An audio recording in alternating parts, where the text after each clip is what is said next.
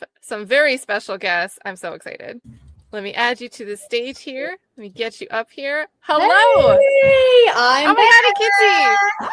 And Dana. So we have Katie Spirko, the Honorable Dr. Katie Spirko. We have Kinsey the Intern. We have Dana McLendon over there on the screen. Save the best for last. Hi, Cindy. Adams here. The chat loves you, Cindy. Oh, great. We love Cindy too. Awesome. Well, Cindy, like me, is not to be fucked with. well, we love it. Can you tell the pig metaphor thing that you guys were talking about, the trial and error was talking about?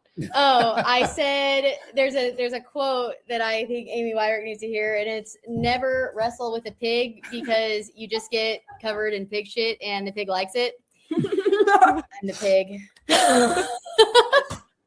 So I'm ready to just give you the floor. I'm sure there's so many questions that the chat's going to have, but you have been under this stupid fake sequestration.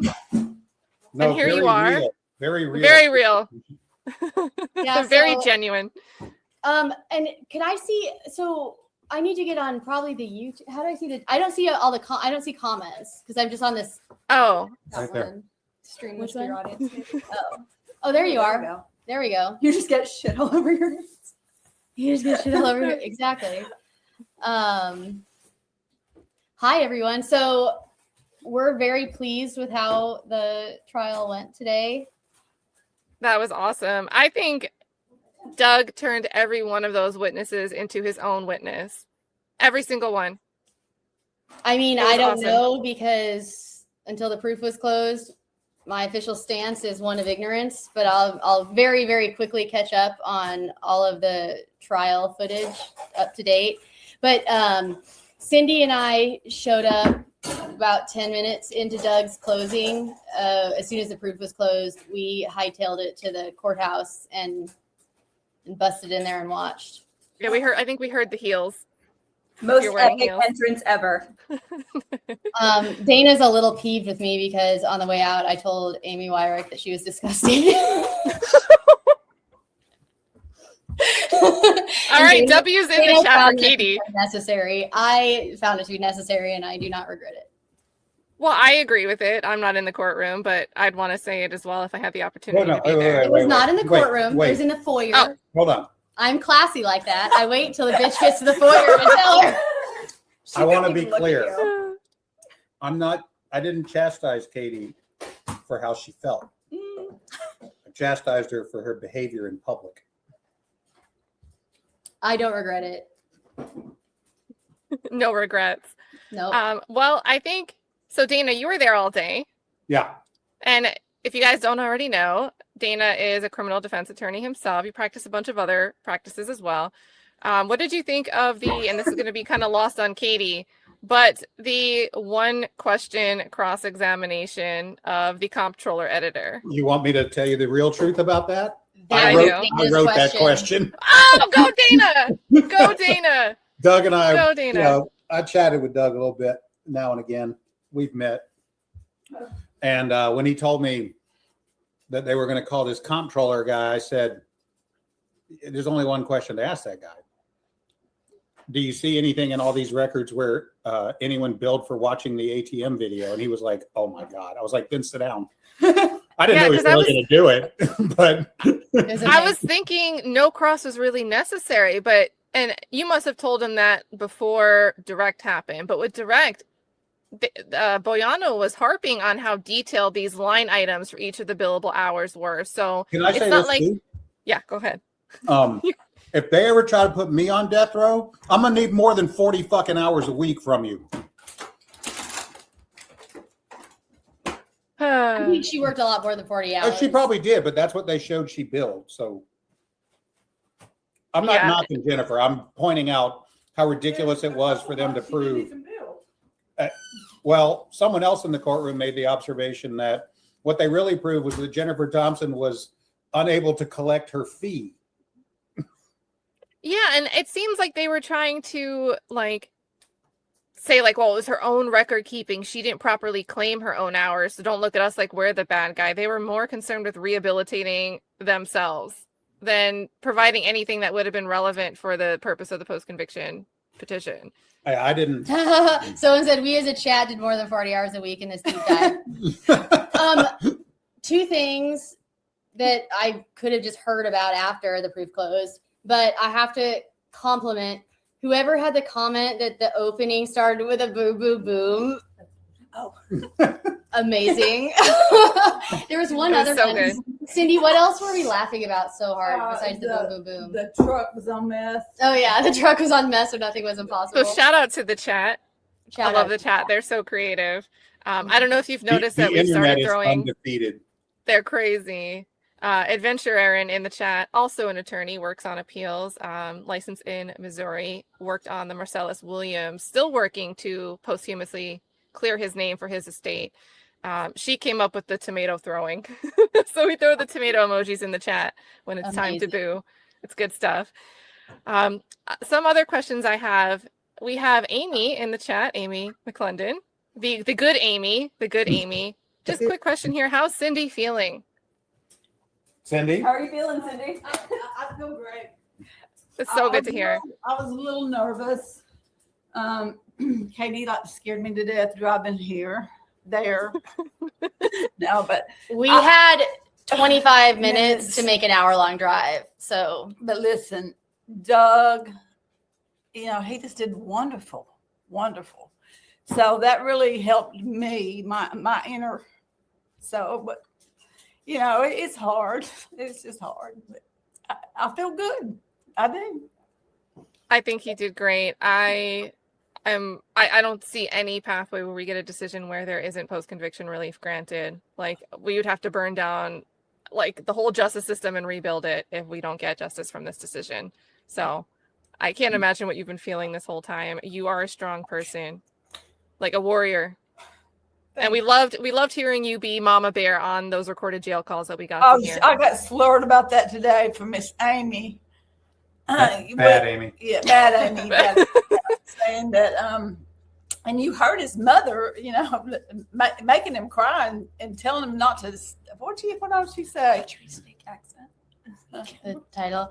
Oh yeah, I mean, It was crazy, but threatening him Yeah. or something. and then she just kept on, kind of abusing Dylan, that.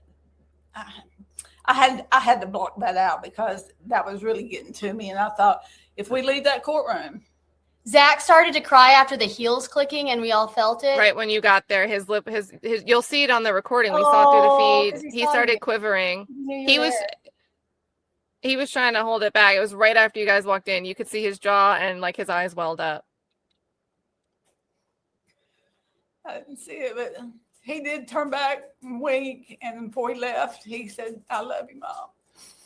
So yeah, We're It hoping was for a the good best. day. It was a good day. I actually like that the Tennessee Supreme Court rules, they put a 90-day window on this, right? So it's my understanding that even with the 30-day extension, there can't be additional extensions. So we have a timeline with a light at the end of the tunnel. Bradberry's got his work cut out for him. As Doug said, it's not going to be easy to put your signature on the paper, but it's not supposed to be easy. We really love that Judge Bradberry at the end said, "Now it's my turn." It's like he was taking a line out of Doug's closing. What's Dana leaning back for over there? He's eating. Cindy's bread maker is an excellent. So baker. I feel like I've Yeah. been awake for 3 days. I felt, I don't even know how to describe the feeling I felt last night. And I'm just here, I'm watching this on YouTube with a chat with friends online. So I can't imagine what anybody that's in a direct party to this case feels. But it was something beyond that feeling when you're a kid and you have a big test at school the next day. I don't even know what I was feeling last night. It was just unrest. And I Court days are started weird. I'm never hungry on court days. It's just this energy that you can't really. It's there and it's tiring, but you're not doing anything Until You now. are.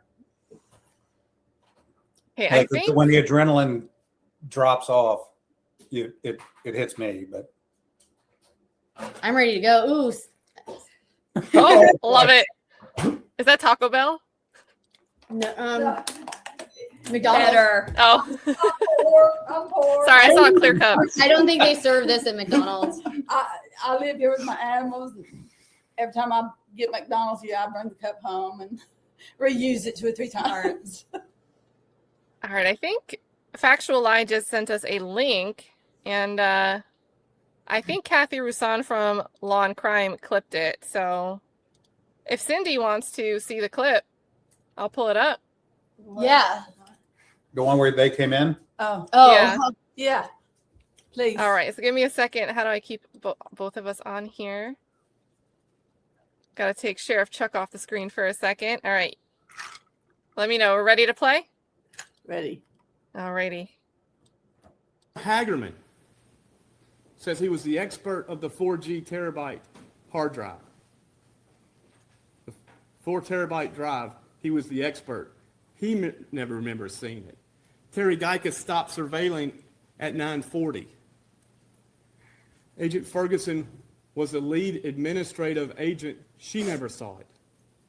It was only relevant in these proceedings.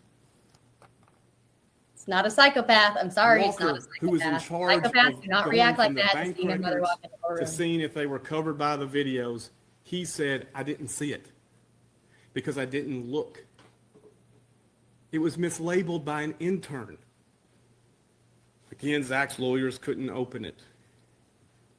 He's shackled, so he does cannot it wipe do? away his I tears. know. And I have Oh, belabored thank you, this. Kat, for showing me that. That means the world to me.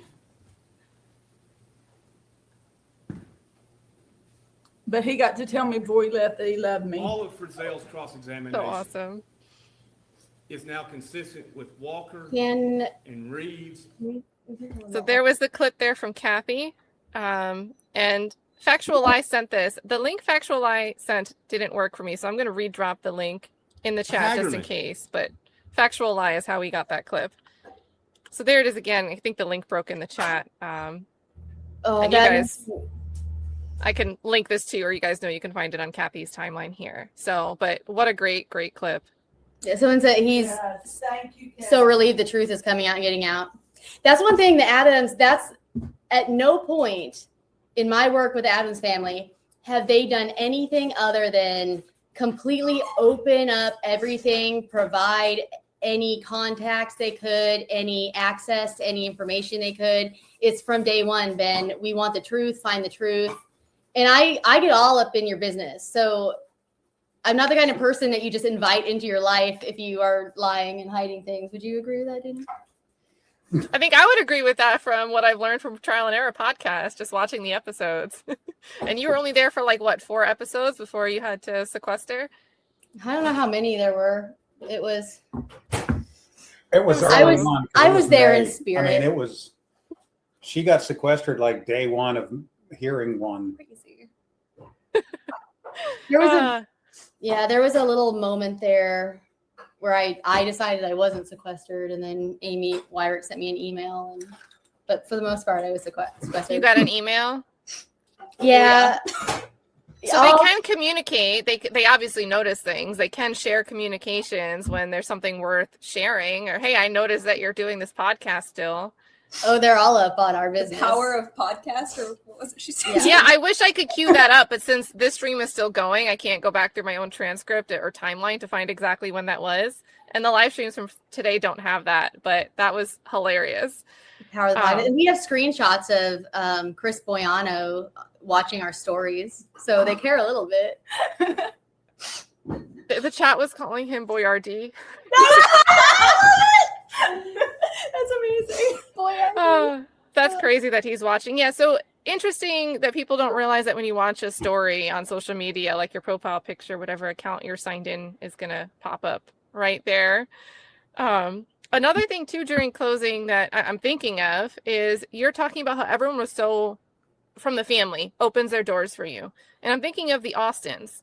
And during closing arguments, Amy Weirich tried to weaponize the fact that the parents of Shane Austin came forward and said, this couldn't have been him. Like, look at his bank statements. Yeah. As if that showed some type of inconsistency. So the parents come forward with tangible evidence, physical evidence. And that was inaccurate because they already had the bank statements by then. Even so, it's the opposite of what you think it should be, because when people are making up an alibi, they tell you the alibi, but then when you try to get evidence of it, you fall They short. give you like a handwritten receipt or something.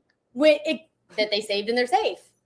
But when you're on drugs and high and don't remember exactly what you did because you're not murdering anyone that day, so you don't have an expectation you're going to be telling the alibi to police, then you give an alibi that's a little vague and you don't really remember. And then when you go back and look at the records, you find bank receipts, security camera footage. Don't forget too that the alibi for these guys was we're drug addicts. We were out doing drug addict shit.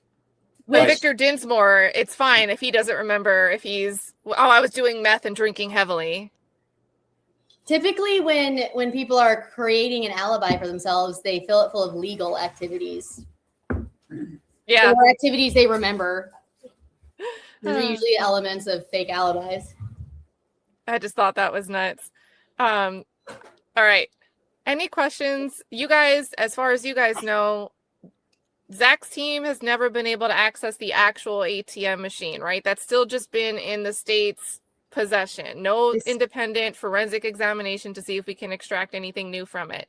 The state still has it. They have a recorder, the like actual machine from when they intercepted it. They've never given it. They gave a copy of it, a copy of something. And so I had found a forensic video recovery specialist, which is a job, and he was great. And so that's when I started getting all up trying to find the ATM, because it originally started with the Austins. Reed and Jimmy are the reason we found the ATM. They had given me the bank statement.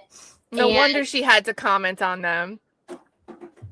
Exactly. They had given me the name of the bank manager, the bank manager at the time, because that bank manager had reached out to them and told them that he had offered the security camera footage to TBI, and the TBI said they didn't need it or want it.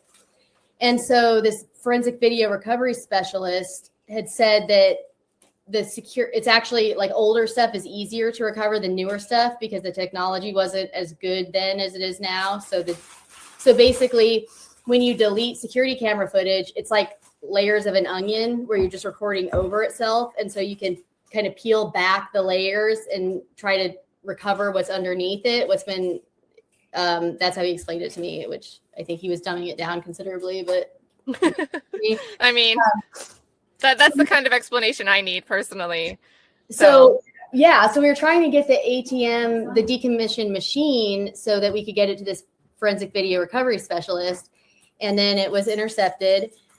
And Make sure I close that gate right. I think I'm shredded. Okay. And what happened? I lost my train of thought. The ATM specialist recovery guy. Oh yeah. So he had looked at the copy that they gave us and said it looked like it had been messed with and altered, and he would need the original device, and they had never handed it over. Oh. Well, they were denying having it until I got a copy of the subpoena, and they couldn't deny it. Well, and I think that subpoena became a critical. It's again, Ian Runkle, another YouTuber, love him, always calls out when somebody steps on their own rake. And I think what the state tried to do with you, they stepped on their own rake. This subpoena became heavy artillery for Doug to use to say this isn't just accidental, this isn't just a misunderstanding. They're running out of their way, literally running, sending Cathy Ferguson to go and pick this up just to get first dibs on it. And I will credit Doug, because Doug and I had a different belief system about how to handle that. And I was just so frustrated. I'm like, Doug, call her out. She's fucking lying. And you know it. Call her out. You know it's a subpoena. Quit being. And he just, no. Just like letting it go. And I could not get some flames for Katie. Couldn't stand it. And then we're sitting in court. And he gets his big moment when they get caught in the middle of court with it, because he hadn't called them out in advance. So they didn't know that we knew all of it. And I was sitting there like, okay, he knows what he's doing. That was the right move, because this is way better than my plan of just angrily emailing her. So Doug's a good lawyer. So we know that they were watching, they were keeping an eye on the podcast. From watching your channel, we heard about them subpoenaing the Zoom account to try to get whatever they thought they'd get from the Zoom account to see. I guess they were looking to see if 2020 joined with you guys or something based on one of the motions they filed. But Or witnesses. I mean, like anybody. They were just trying to harass me, whatever their stated reason is. Who knows? Well, and Doesn't see it looked desperate. I think it looked desperate. And again, subpoena gate, going back to the very first day when we realized that there were these May hearings and we watched Doug Bates opening, like I didn't grasp everything he was talking about, but I understood that there was something fishy going on with the subpoena. So again, like not a good way to win the public's opinion when you have this high profile fight for a new trial to immediately be called out because you can't help but try to color outside the lines because you need to have control over every piece of evidence and every person out there and what they might be saying to somebody else. So it's just stupid. But is that where it stopped? Like, were they just like, what was it like when you guys were going to the area and trying to drive the routes? Oh, no, that's not where it stopped. I have been run down by a van. I have been pulled over in Decatur. Terry County. Britt's van? Whose van? We don't know. Okay, Terry Britt's We don't know van. whose van it is. I have a fuzzy picture of it. Like my leg was I was thrown in a ditch by a van for real. I can tell you the whole story in detail sometime, but it was crazy. And I've been pulled over in Decatur County and made to take a roadside sobriety test on my way out of town. I passed. And chat. So the Sheila Waisaki from Without Oh. Warning, she spoke about a similar situation where she was told, like, watch out because they're going to be watching like your license plates. Watch where you're driving. Oh, And they, again- every time I go to the 24th district, they're following me around. And then Brent Booth and Cathy Ferguson would go, anyone I talked to, they'd go talk to them and try to intimidate them or just they'd go and tell them how crazy I am and I'm trying to set them up with being the murderer of Holly Bobo. And then they'd call me and tell me because, I mean, that's what people do. So I know they're going Well, around. that's interesting. And out of all those people they went to, the only person that was willing to sign an affidavit saying that you threatened them was Janet Britt. I have my over an hour conversation with Janet Britt recorded, and I'm happy to have a live stream sometime with you, Kat, and we can listen to it and Let's see do if it. there's anything on that recording where I threaten her or misrepresent myself. I mean, she gave me her Let's phone do number it. at the end of Look at it. Dana. Look at Dana laughing. Y'all, Dana's just listen. I just, The closest I've ever been to death was that hour. I'm so glad you're back. We missed We you. have all missed you. Yeah. What else? Oh, Jennifer Nichols went into Sumner County Jail, and I had an employee who basically we'd like kind of hired a family member to help them out to give them health insurance so they could go to rehab because there was a drug problem. And so they went to rehab. They did great. Everything's going well in their life. They had to come back and serve a little time at Sumner County for some stuff that happened during the relapse. So they're at Sumner County, and somehow she figures out that there's some connection with me. She goes into the jail and tells this guy that if he can give her any dirt on me that she can use against me, that she'll get him an attorney to get him out of jail and get him out of his probation requirements. Isn't it funny how they want everybody to have an attorney except Dylan Adams in the early days when he's locked up on the federal charges and they're Isn't trying that to get him to say something? Isn't that something? So yeah, I mean, there's no low they won't go to. It's crazy. It's like it's and Doug said it today, seeing how the sausage is made. It's really crazy. It's shocking to see the sausage made, but it's still not surprising to hear any of this. It shouldn't be happening, but it's like I'm just not surprised at all. Especially, we've been able to do in the last month, we've been able to look at some other shenanigans involving Amy Weirich, Jennifer Nichols. I don't think they have stellar reputations. I feel bad for anyone that's in their districts, personally speaking. It just doesn't seem like you can't just say Zach Adams' trial and conviction lacks confidence. What about anything else that this TBI or prosecution team went after? And it just makes so much more sense now seeing how when everything was going on with Matt Stowe, Amy and Jennifer Nichols wanted to stick together and stay on this case because they know how each other play the game. I think that is such a critical point to all of this.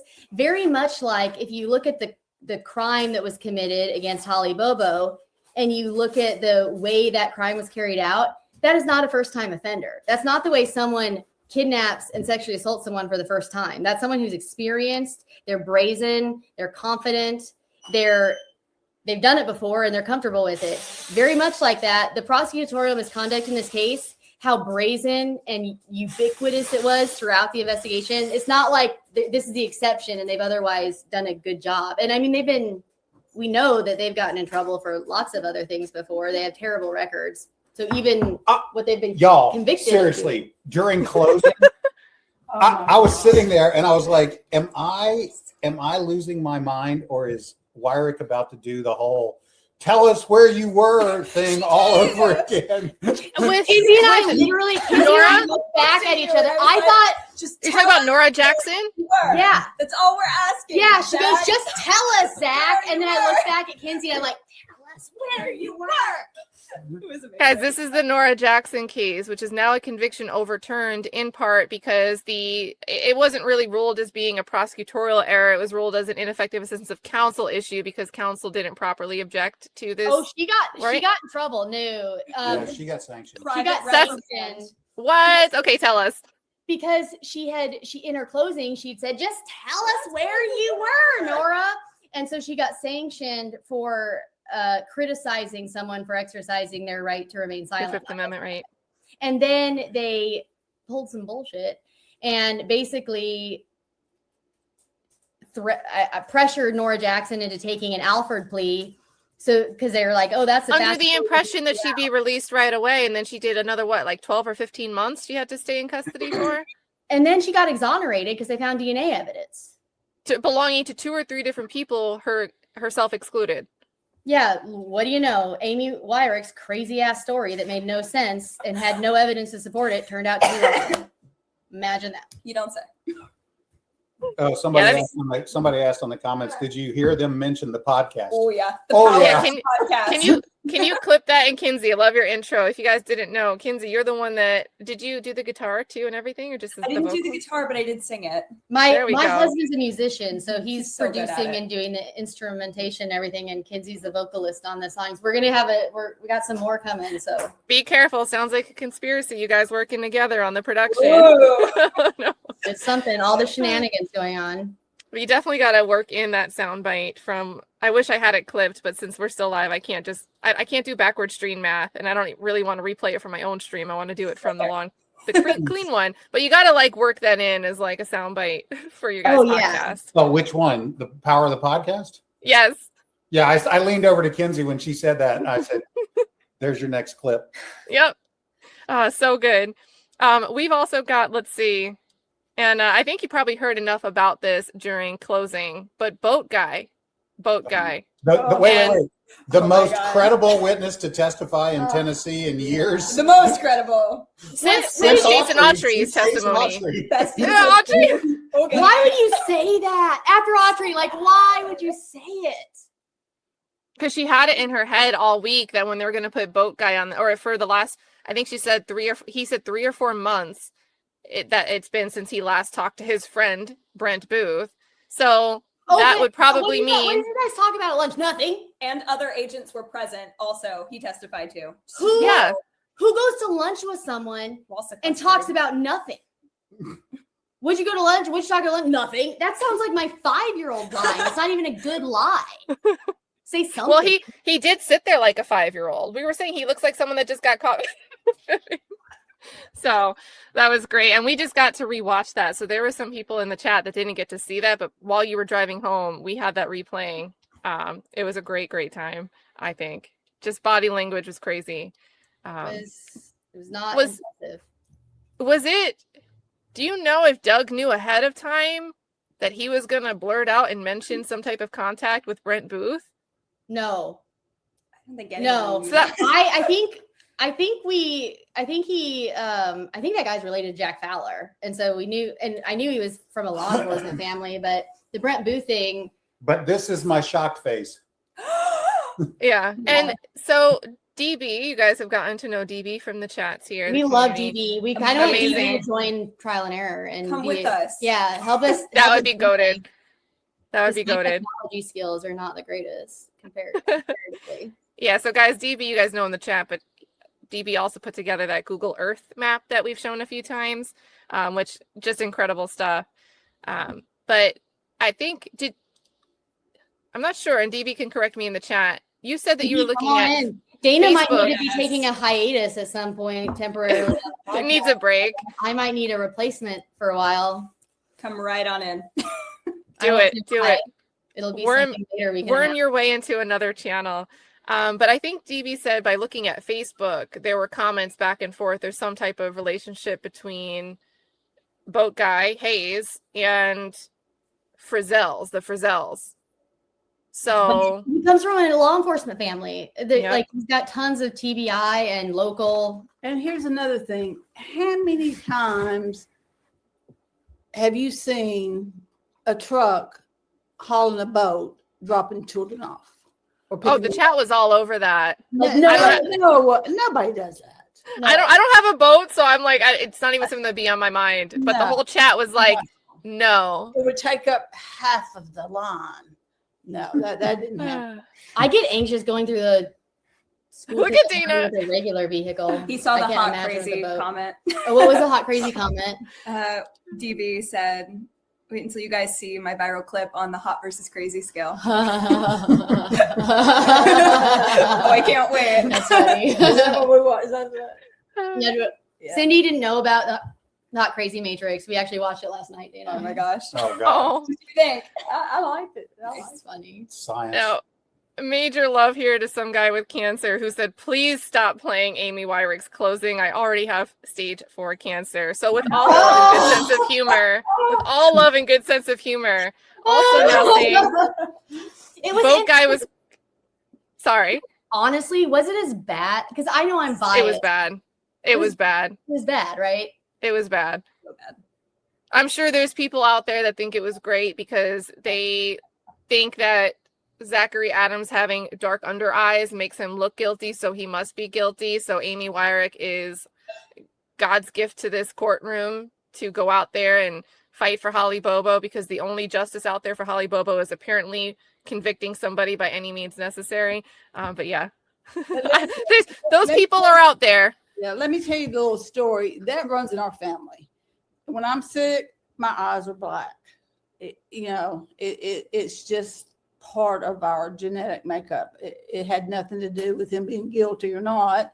It's such a stupid conclusion to Yeah. draw that the way someone looks means that they're guilty. Yeah, and I imagine Zach's probably been up praying and not getting much sleep. He's moved he's in Clifton, and when that happens, he gets dark under his eyes. But you just got to make it make sense. You give him some grace. And if we want to talk about dark under eye bags, can we talk about Brent? Yeah. Oh. No, but everything about Britt that could be a parallel to why the state would argue that Zach Adams and any of the other 3 are guilty suddenly cannot be considered against Britt. So Joe Walker, during the post-conviction proceedings, I wasn't able to see his full testimony, but we saw a tiny clip today that we hadn't seen in the 9-minute clip that we saw, where he says that this couldn't have been the Britts. And his reason being that Britt's MO was that he used his partner to scope the victims out. Even though I think that's apparent that that's what Janet was doing if they have this newspaper clipping of Holly in a binder in the shed. Okay, so Janet Britt never took off work. She would have to use up her sick days at the end of the year. She took off that day, we know. The other day that she took off was the Friday before that. And there's no reason why she took that date off. If you go back into the records of where Karen had gone through and detailed out all of everything she could recall about Holly's activities for the weeks leading up to the kidnapping, the 2 Fridays before the Wednesday she was taken, about April 1st or so. This is the rustling in the woods. That was the rustling in the woods. She and Natalie were outside by the pool area, and Holly heard someone in the woods and thought she was being watched. The following Friday is the Friday that Janet Britt took off work. And that day it rained all day. Holly's normal MO was she would go outside and lay by the pool, and she and Natalie would come over a lot and they'd walk on the side of the road. And Britt's MO is very much to nab people when they're walking, when they're on the side of the street or a road, grab them, pull them into his van. Which So- seems very consistent with Christy Clenny's recall of seeing a man drive by, stopping and talking to her. Yeah. Well, witnesses saw Britt at least 4 separate occasions the week before Holly went missing, in the close vicinity of their home. So that Friday before, what would in the 8th or so of April, I'll look up that. The Friday before, like April 8th or whatever, it rained all day. And so unlike her normal MO, Holly stayed inside all day and vacuumed and studied and didn't leave the house. So what I think happened, because when you look at I think the nature of the crime had elements of criminal sophistication and impulsivity both. I think that it had been cased and it had been planned. And Janet is very much, I don't think Janet's Terry Britt's accomplice. I think Terry Britt is Janet's accomplice. I think Janet's running a sex ring. I mean, it makes sense because 2007 or so, whenever that weird surreptitious recording bedroom cot with the building next door, when someone 2003, calls in, 2003, even worse. That seems way before the Terry Britt timeline, but what do I know? 43 West 9th Street in Parsons. If anyone knows anything about that house, I'm very interested. Oh, Yeah. And I mean, there's a long history with Janet and weird stuff with several connections with her we could go into, but I think they were casing her and they planned to take her that Friday and she never left the house. Yeah, it's a snuff film. I think it's rape films. I think they have blackmail on law enforcement, and I think they're probably selling stuff out of Joe's video, frankly, and I think probably cameras in the panning booth. I wish to bracket this with Allegedly. and a working theory is. Except She said, for I what we're think. saying- She said, I except think. for what we're saying about Janet Terry Britt. Sue me. We would love to see that trial. I'll depose you. Sue me. Well, but I think it's also, I mean, I have built-in legal defense. He's gonna have to represent Dana's me. like, please. He's not gonna bill me by the hour. Sue me, Hold on, bitch. Sue time me. out. You realize they'll make me a co-defendant. So Well, can we? Can you still represent me? No. Oh. It's a conflict of interest. So these are theories. Just and- me, not Dana. And Where's the gym? Allegedly. They're Allegedly. theories. She said, I think. She started it by saying, I You think. could say, and I'm right Oh. anyway. So And then I we don't have- think because they We have wanna- Janet Martin's, like before she was Janet Britt, Edward Martin, who was a Decatur County Sheriff Deputy. He went to prison for sex crimes. against minors. Yep, that were in he and Janet's custody. Foster Foster children that were just like Disgusting. a hold on them, and he did some weird stuff. It's disturbing. It's And very- it's very consistent with the video type. I mean, they were filming what they were filming the. No, that's in the record. That's not allegedly. They were That's filming. Well, yeah, this is for real, but the banner was for Dana. Yeah, that's a conviction. We can say that for sure. That was the thing that was happening. Yeah. Well, I think another big question, and it's just hard to grasp, but can you guys like dive into why the investigation into this quote unquote super solid alibi, why it couldn't be Terry Britt because he had this receipt for the tub? Like, what exactly did they do to set that alibi in stone? It was a handwritten receipt. It was a handwritten receipt. What they did is they went and they talked to Allgood. No, actually, they talked to Beth Boswell, and Beth Boswell said she was familiar with Allgoods, and they would not record a lot of their cash transactions to commit tax evasion. So Allegedly. what Beth Boswell said. And so the fact that they didn't have a corresponding carbon copy, they just figured was tax evasion. But I actually think they did buy a bathtub that day. I think about the receipt. the handwritten.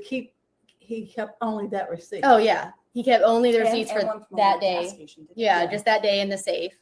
But I think they did buy the bathtub. I think when he went and picked up Janet, I think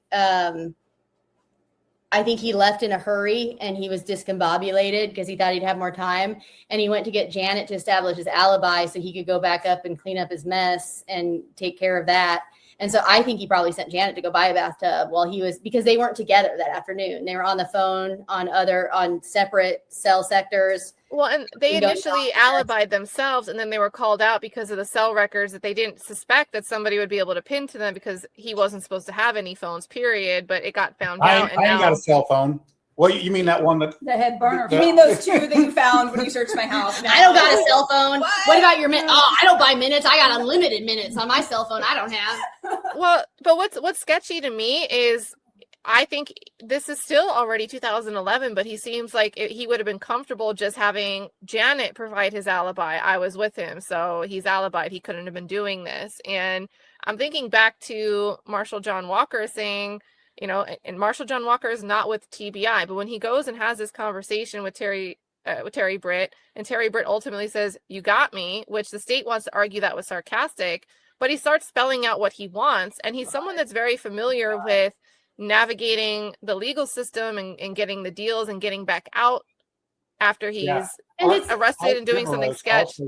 Art Viveros also pointed out that during I think it was a jail call between Terry and Janet, that Terry was saying to Janet, "You know, I wouldn't do that," as opposed to, "You know, I didn't because we were together." Like his exhortation to her to vouch for him shows that she wasn't there. Omits the obvious But, if they had been together. You know, she was never convicted of the crimes that he was convicted of. She was not convicted. She was the spotter. She would go into, allegedly, to these little dive bars, and she would case the place out, and she'd pick the girl and befriended the girl, and then she'd bring Jason in to get his approval. Terry, I'm sorry. And then they would all three leave together. and that's what he did with his other wives Yeah, too. it was a calculated thing. I mean, and beyond the convictions he had, I mean, there are women that were coming forward. We've had people contact us that we've talked to that were too afraid to go to law enforcement that have given credible, disturbing accounts of being victimized by him. And there were anonymous letters that were being sent in of multiple victims saying, "Here's what he did to me. I woke up, I'm black and blue." I mean, this guy's a psychopath. We've talked to a source who has not made a report to law enforcement, who made the allegation that Don't say anything identifying. I won't. Who made the allegation that he raped her many years ago, and threatened her to keep it quiet, and that the circumstances she was in, you know, were difficult. She's terrified of him now. Yeah, even now. This was decades ago. She's terrified now, and there are multiple accounts of that. So I mean, I tend to believe her. She seemed very credible. She had a coherent story, and she had no reason to come to us and tell us this, except that it's true. When it corresponds with, I mean, it's disturbing and disgusting. But I threatened Janet, so let's all make sure that Janet's Allegedly, but you did not. I didn't threaten her. I still feel like I need to harp on that a bit more, that Brent Booth and Cathy Ferguson are chasing behind anywhere they're seeing that you go, they go and say, "Hey, we know you just talked to Katie Spirko," but none of those people felt so intimidated that they wanted to tell TBI that they were intimidated. It was only Janet Britt, which I think that's extremely telling. None of these people were willing to tell TBI that they felt threatened by you. No, they told me they felt threatened by TBI. But by them. Which adds up if we go back to the quote unquote Brett Booth and Jeff Jackson story with Tony Calabrese, who says like, "Oh, they did the search warrant on my house. They didn't have a search warrant. They broke into my house. They're messing with my stuff. And then they started assaulting me." And TBI's response was, "He must be lying because we don't have anybody named Brett Booth because his name is Brent." So great response from TBI with the accountability there. Multiple accounts of that. And before Brent Booth was with TBI, he was with Henderson County Sheriff's Office, where he worked under Jack Fowler. Here we go, guys. Strap in. Everybody put rabbits and worms in I'll be back in a while. He was wormhole, not rabbit well hole. respected by his colleagues there. Oh, That's he was a not great well way to respected? put it. No, he was Oh. seen as someone who had an issue with keeping something in his pants and would be fast and loose with evidence. Allegedly. Yeah, No, hold on. Where's my? I mean, that's what they said. It's not allegedly. It's, Well, Yeah. Sources- Well, they're alleging it. The other people are sources alleging it. alleged. yeah.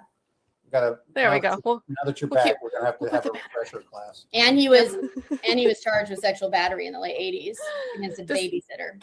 Oh, Allegedly. That's wait. not- I feel like Yeah, he was charged. Yeah. But I That's guess we're saying crazy. allegedly for things that we know to be true. so. It seems like everybody like this rabbit hole. It is.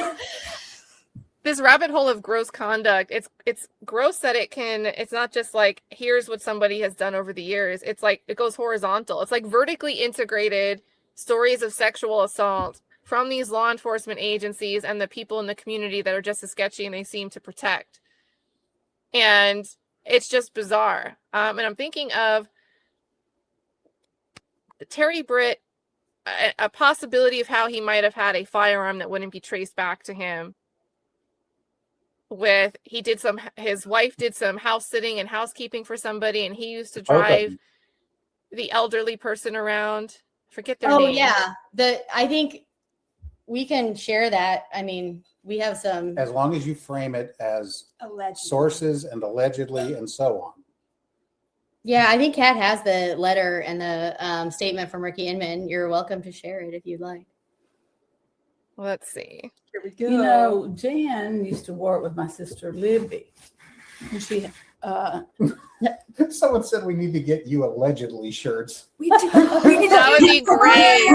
Merch. The power of a podcast T-shirt too. Yeah. Someone said that a minute ago. I had come Oh up my with what I think is a gosh. great idea for Dana with it. We were going to make one that said intoxicating masculinity with the toxic all in caps. Every time I think of the word toxic, I think of the Britney Spears song. yeah. So now, unfortunately, that's what I'm picturing here with Allegedly. I need it allegedly. And I love I need like an allegedly like banner right You need here. like a COVID face. I mask with love, allegedly on it. Britney Spears song, If You Seek Amy. Oh, that's so good. But only the bad Amy. If you seek Amy, but like with bad inserted right there. F-U-C-K-A. Exactly. We had lots of yeah. fun ideas Oh, on yeah. word plays. Oh, I love it. Okay, so I have to find where I put that. I don't know where I put it. I wanted to have a Amy Weirich or Jennifer Nichols Tuesday special where we do Oh, release God, something no. on Tuesday. I made it. Be like, see you next Tuesday, Weirich. So does Doug Bates know that we all want to watch any other trial he ever has that would be streamed or televised? It seems like he will doesn't. never, ever. He There knows might- he's the there- bow tie baddie. There might be another one coming up soon. I can't say anything else, but Stay tuned. Oh, Stay tuned. yeah. People were praising him and just, it's unreal. But he was All good. right. Doug He did was well. good. He did well. Oh, I got to at some point. I got to tell the story about what I buried because everyone's Oh, very yes. concerned What? about what I Tell buried. it. Oh my gosh. What you buried? I'm begging. Yeah, Oh, Amy oh, Weirich oh. brought up my Okay. Zach and I on the phone. Allegedly. So Go ahead. let me I'll set it for you. So during a recent hearing, when asking Zach some questions, Amy Weirich inquired of Zach about a phone call that he had had with Katie about they were talking about burying some evidence or whatever. He didn't say evidence. Or burying something. The And- truth of what happened. and That's what and Zach it was said. insinuated through the questions that, of course, Katie had assisted Zach in concealing some problematic item or evidence or whatever. And And Zach, she brought it up again in the closing. and Zach was kind of Smirked. he smirked and he was kind of dismissive. And he was kind of evasive with it. So, Katie. In Zach's defense, Zach didn't actually know exactly what it was. He just knew we were. I had mentioned about Cathy Ferguson and Brent Booth, and they'd be following me around, all up in my business. And so I had felt that I should have a non-recorded line to talk to Zach since I was part of his defense team. The TDOC disagreed. And so I decided. Well, that's only after you snuck into a few of their facilities. I did not sneak into any facilities. I did not sneak in. I followed the appropriate channels. Well, by We might need to sneaking segue. I actually need clarification on that because we read through all the filings that the state made that they were including these emails, but you were like, I am Katie Spirko. I didn't see anywhere in those filings that you represented that Doug Bates was telling you to go do these things. Well, But she included them as her own exhibits, as like, if it said those things. She's sneaking in there using her credentials. It's like, yeah, I emailed the TDOC with my credentials and I set up a meeting. if you've never been in a prison, before you go, you have to email someone in the warden's office. You often have to email Allegedly. them. You often have to email them your driver's license. In my case, I have to email them my bar card. I have to tell them which person it is I want, and I have to tell them that I am coming as their lawyer or whatever. And when all that's done, then they will tell me what day and time I can come. So that's how one sneaks into a penitentiary. And I had prior permission to bring a recording device. I didn't like sneak it in. It's actually quite difficult to sneak stuff into a prison. It's not impossible, but it's difficult. Well, Oh, and then I would say it's also weird that they were like, they thought it was so weird that you were hoping possibly to get a notarized statement if it came to that. But the facility has a notary. The facility has the notary. So how would that not be allowed if the facility has a notary? And you were like, okay, I'll use yours. Because the notarized statement was Would going be damning. to detail extensive prosecutorial misconduct that they wanted to sweep under the rug. Yeah, well, we read the sidebar transcripts yesterday. We went through and looked at the sidebar bits, and we saw Jennifer Nichols ask the judge, shut the media out while we argue about this, because I don't even want them to hear that Jason Autry wrote a letter calling me a big snake and said I was almost having a 2011 case overturned because I was forging documents. And the judge granted her request to seal the letter, put it under seal so the media wouldn't have access to it, on the grounds that she was worried about her reputation. Not a valid reason to ask for something to be sealed. Not a valid reason. Is it? I didn't think so. Oh, the other thing, I can't subpoena people. When she's saying that I subpoenaed and I was going to go pick up the ATM, I was the contact and I was finding it. Once I would find something, I would call Doug and Doug would issue the subpoena. And Doug would go get it or have his processor server or whoever does it. I wasn't like out with, because you weren't going to stuff the ATM in your minivan. I actually put it in my garage. I actually got super excited when I heard that. I called Dana. I was like, "Can I subpoena people? Because I'm going to start subpoenaing people." I didn't know I could do that. But they're accusing me. Maybe that's something I could do. But nope, I can't. That's why you need them to sue you first. I still can't. I'd have to have you do it. Not if I'm a co-defendant. I do have this ready to go. Wait, so what I buried? The Barry story. The Barry. Oh yeah, I got us off topic. I'm sorry. So they weren't giving me a recorded line or a non-recorded line. So we're on the recorded line. I know they're listening to every conversation we have. That's not my problem. That sounds like them problem that they're going to listen to all my conversations. Did you roll them on purpose? You said some fake thing to send them on a rabbit chase? Maybe send them on some wild goose chases. The turkey hunt. Because I would I could say anything and they'd go there. It didn't matter how stupid it was. You're like Simon Says. And they would show up there. And so the thing that was being buried was I had made some Amazon purchases. And so I had a fleece blanket of Nicolas Cage being peeled out of a banana and a couple sequin Nicolas Cage themed pillows with his face, and then a trail camera. And I was going to just set them out in the woods on a deer. I was going to bury it. I was going to put it in the deer stand on Dick's property. And I had a trail camera that I was going to set up across from it because I knew if I was talking about it, then Brent Booth would trespass on the property without a warrant and I would get a video of it. And I thought at worst, it would be funny. At best, it would be a crime that Brent Booth committed.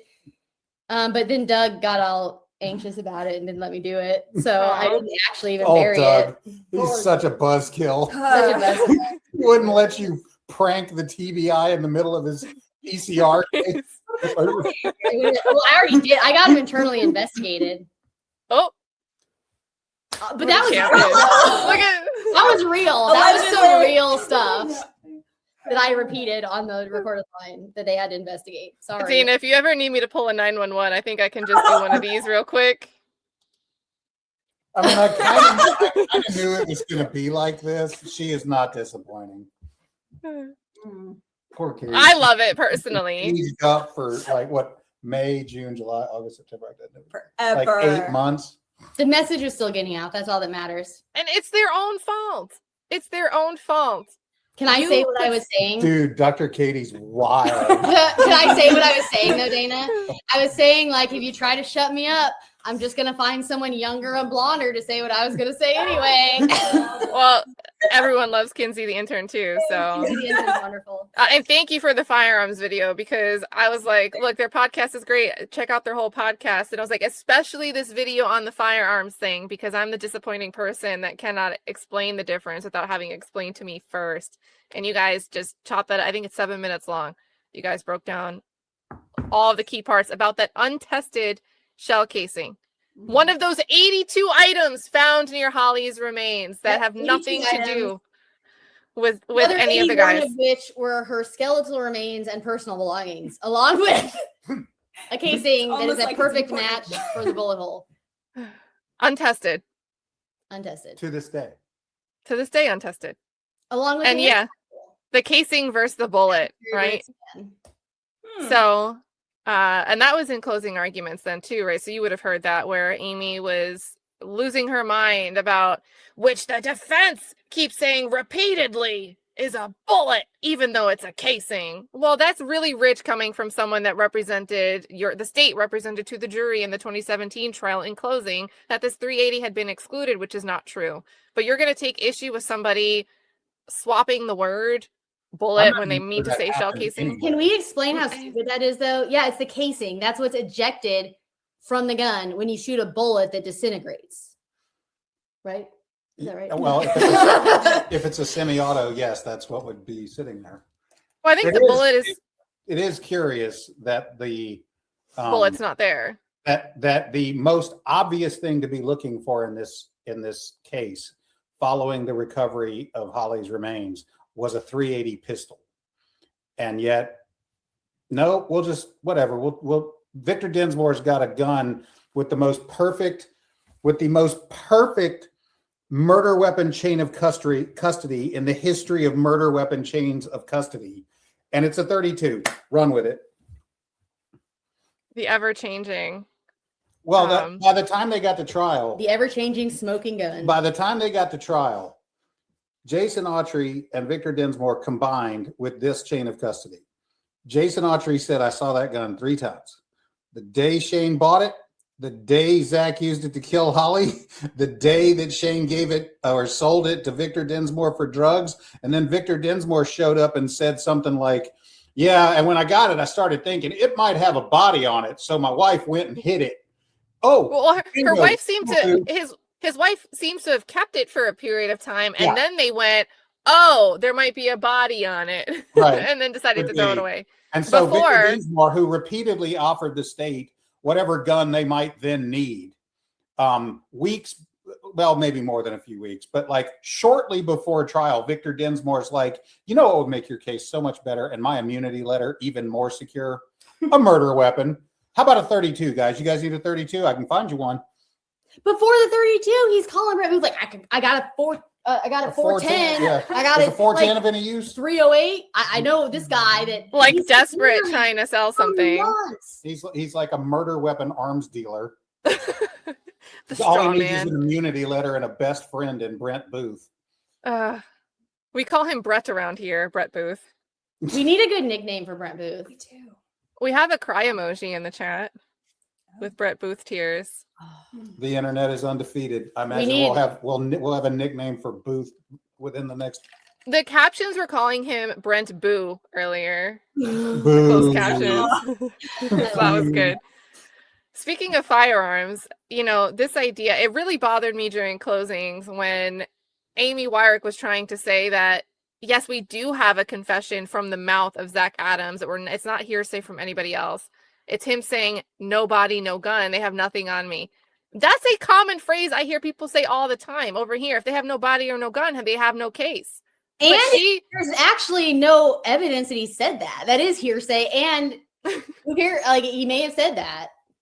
It's like something that we say in the chats when we're watching stuff. No body, no gun, no case. Like, presumably, if someone's murdered or disappearing and you assume that they're probably no longer on this earth because so much time has passed, it's not unreasonable to think that somebody may have been killed. And what's a major way that somebody kills somebody? Firearm, knife. It's a good guess to just say no gun, no case, no body, no case. It's a common phrase. So that drove me nuts. It's not, but I think it's particularly interesting that I think there was some obfuscation that there's a way that the state wants to downplay that Holly could have had Britt could have had any knowledge of Holly. You can disprove that by the paper clipping. And Natalie Bobo said that Britt was following the two of them around Dollar General and Parsons 2 months before she got abducted and freaking them out. Terry Britt denied ever being there. I went in his bank statements, and sure enough, February 8th, like 2 months before, $10.75, Dollar General and Parsons. That he said suddenly that wouldn't be credible. Hey, Cindy.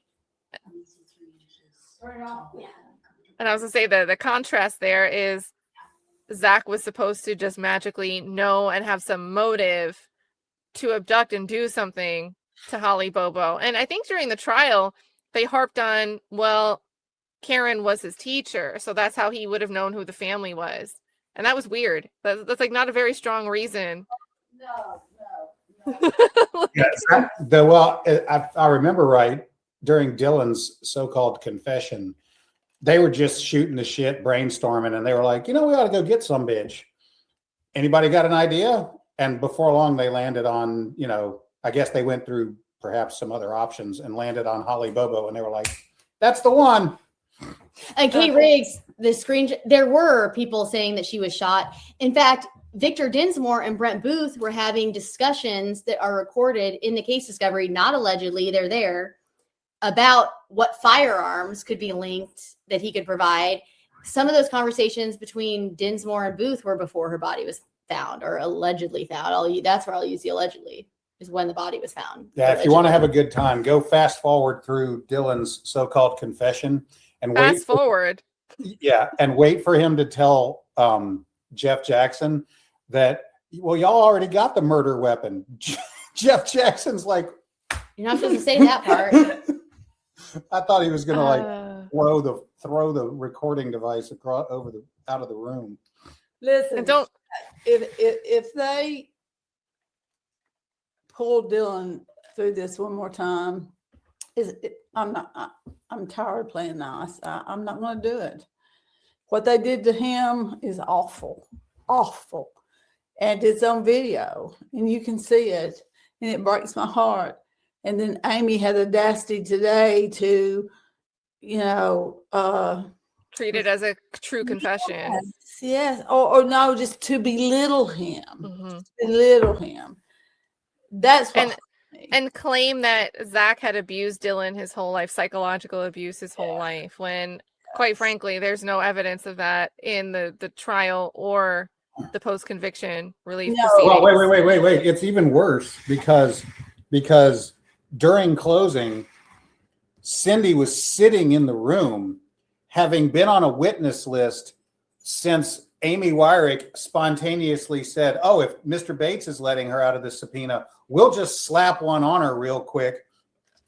If they really believed what she said, they could have subpoenaed Cindy to the courthouse and asked Cindy questions under oath about all that crap that Amy Weirich said was obviously true about the way Dylan and Zach had grown up.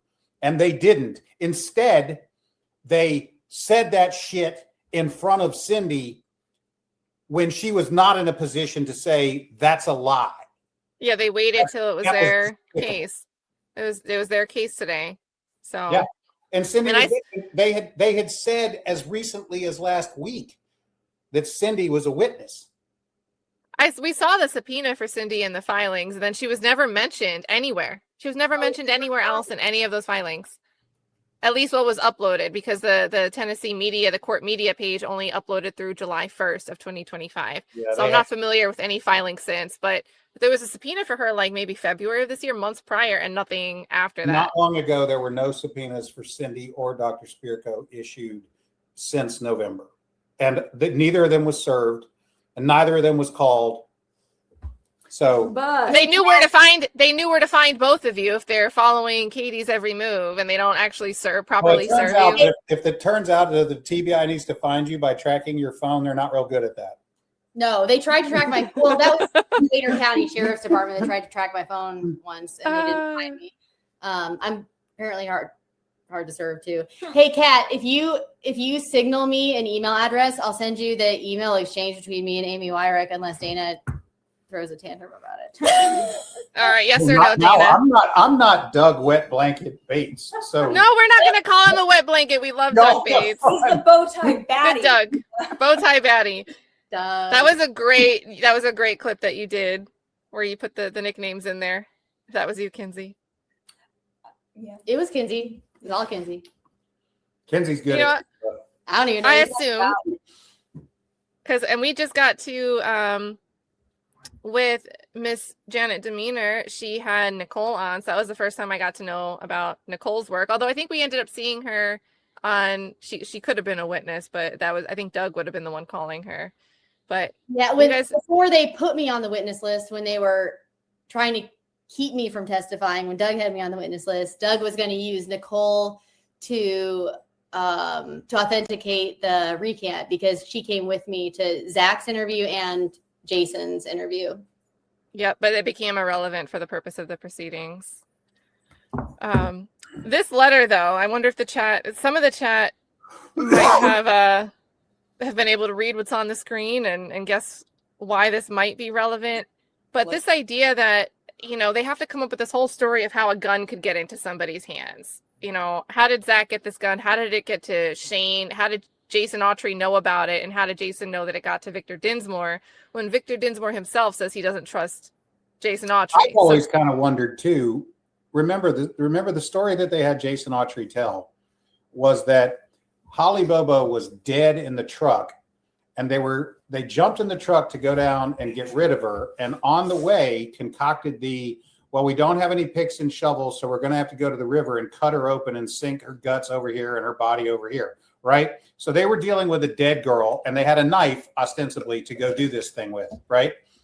Because he was freaking out. We don't have a shovel or a pick. Yeah, that's the testimony Jason Autry gave, was that Zach was like, I need your help getting rid of this body. And it's Holly Bobo. And so Jason was like completely baked on meth at the moment, or whatever he'd done that moment. And he was like, all right, let's go. So they jump in the truck. And when they get in the truck, Jason like looks around. He's like, we ain't got no picks or shovels. What are we going to do? So they decide to go down to the river with a knife and cut her and sink her and all that, right? So when they get to the river, Jason says, that's when we realized she wasn't dead. And so this gun that they otherwise would never need because she was already dead, they needed a knife to execute this plan. Suddenly this gun manifests out of nowhere just in time to be used as a murder weapon. It's absolutely ridiculous. And they called it a pistol. They never even attempted to explain how it got from Shane's hip. Which no one's going to wear a .32 revolver on their hip on an external holster. That would be so just it would look embarrassing. Well, I feel like I'm losing my mind, but I swear that Autry said he went and got the pistol from the truck. That Zach went and got the pistol from the truck. Yeah, and he was did. describing. But there was never a moment where Autry testified that the pistol went from Shane's holster to Zach's possession. It just materialized when they needed it. Because when Shane is wearing a gun on his hip, and then Jason has a plan to go meet at the church to stuff his car so that Shane and Dylan won't know where they're going or what they're doing. Jason just goes and asks Shane for his gun, I guess, to throw in the truck, and Shane doesn't even think about it. But Nope. I think a problem with that is we learned today, this is the first time I learned about the fourth ping for Holly's phone being on page 17 of the report for Frizzell. And I think that's important because if Jason Autry doesn't know how to put 2 and 2 together when he's looking through some of this information, he might have just seen call between Shane and Zach at like 8 in the morning or so. And then say, all right, I'm going to say he got a gun from Shane. I'm going to let them infer that he went and picked up a gun from Shane before he goes and abducts Holly Bobo. And that's where it becomes a mess, right? Because I don't think the TBI kept their data in complete and proper documented ways, probably on purpose, but also part due to incompetence. So then you're giving it to somebody else who has to build a story around what you're giving them, but you're doing things like isolating one ping somewhere else. You're going to make it difficult for them to put the story together because you're not even putting it together. No, And Shannon Pettigrew, yes, his parents were there. yeah. And a cousin. You know, I'm convinced that what Jason Autry did was sit with the discovery long enough to figure out how to tell the police about any random Wednesday that he actually experienced all the time. Make sure that he checked a few boxes from the discovery that he had to fit within, and then added in the Holly Bobo part of it. So like 80% of what Jason Autry testified to would have probably described any given Wednesday in 2013. Wake up at his girlfriend's, try to get high, go get lunch later. Yeah, right. It sounded credible because so much of what he talked about doing that day happened a lot. And then all he had to figure out was, okay, I got to put the body and the murder in the story, and I need to make sure where I actually was that day. You know, I need the cell phone records. Bada boom, bada bing. He's got the cell phone records. Next thing you know, he's got a story to get himself time served. Oh, Dana, do you get the impression that boat guy knew in advance that he had to say that the bridges weren't flooded out and closed that day? Clearly. It's funny because there may or may not have been some public chatter about whether or not it was flooded that day. Yeah. Do you think that they were watching? Yeah, you think that they were watching things? Because I think they were watching things. We heard some keywords mentioned. Strange question to ask a guy out of the blue who's come there to tell you, well, of course it wasn't flooded. But I don't know why. Everybody say hey to Amy, or if you seek Amy.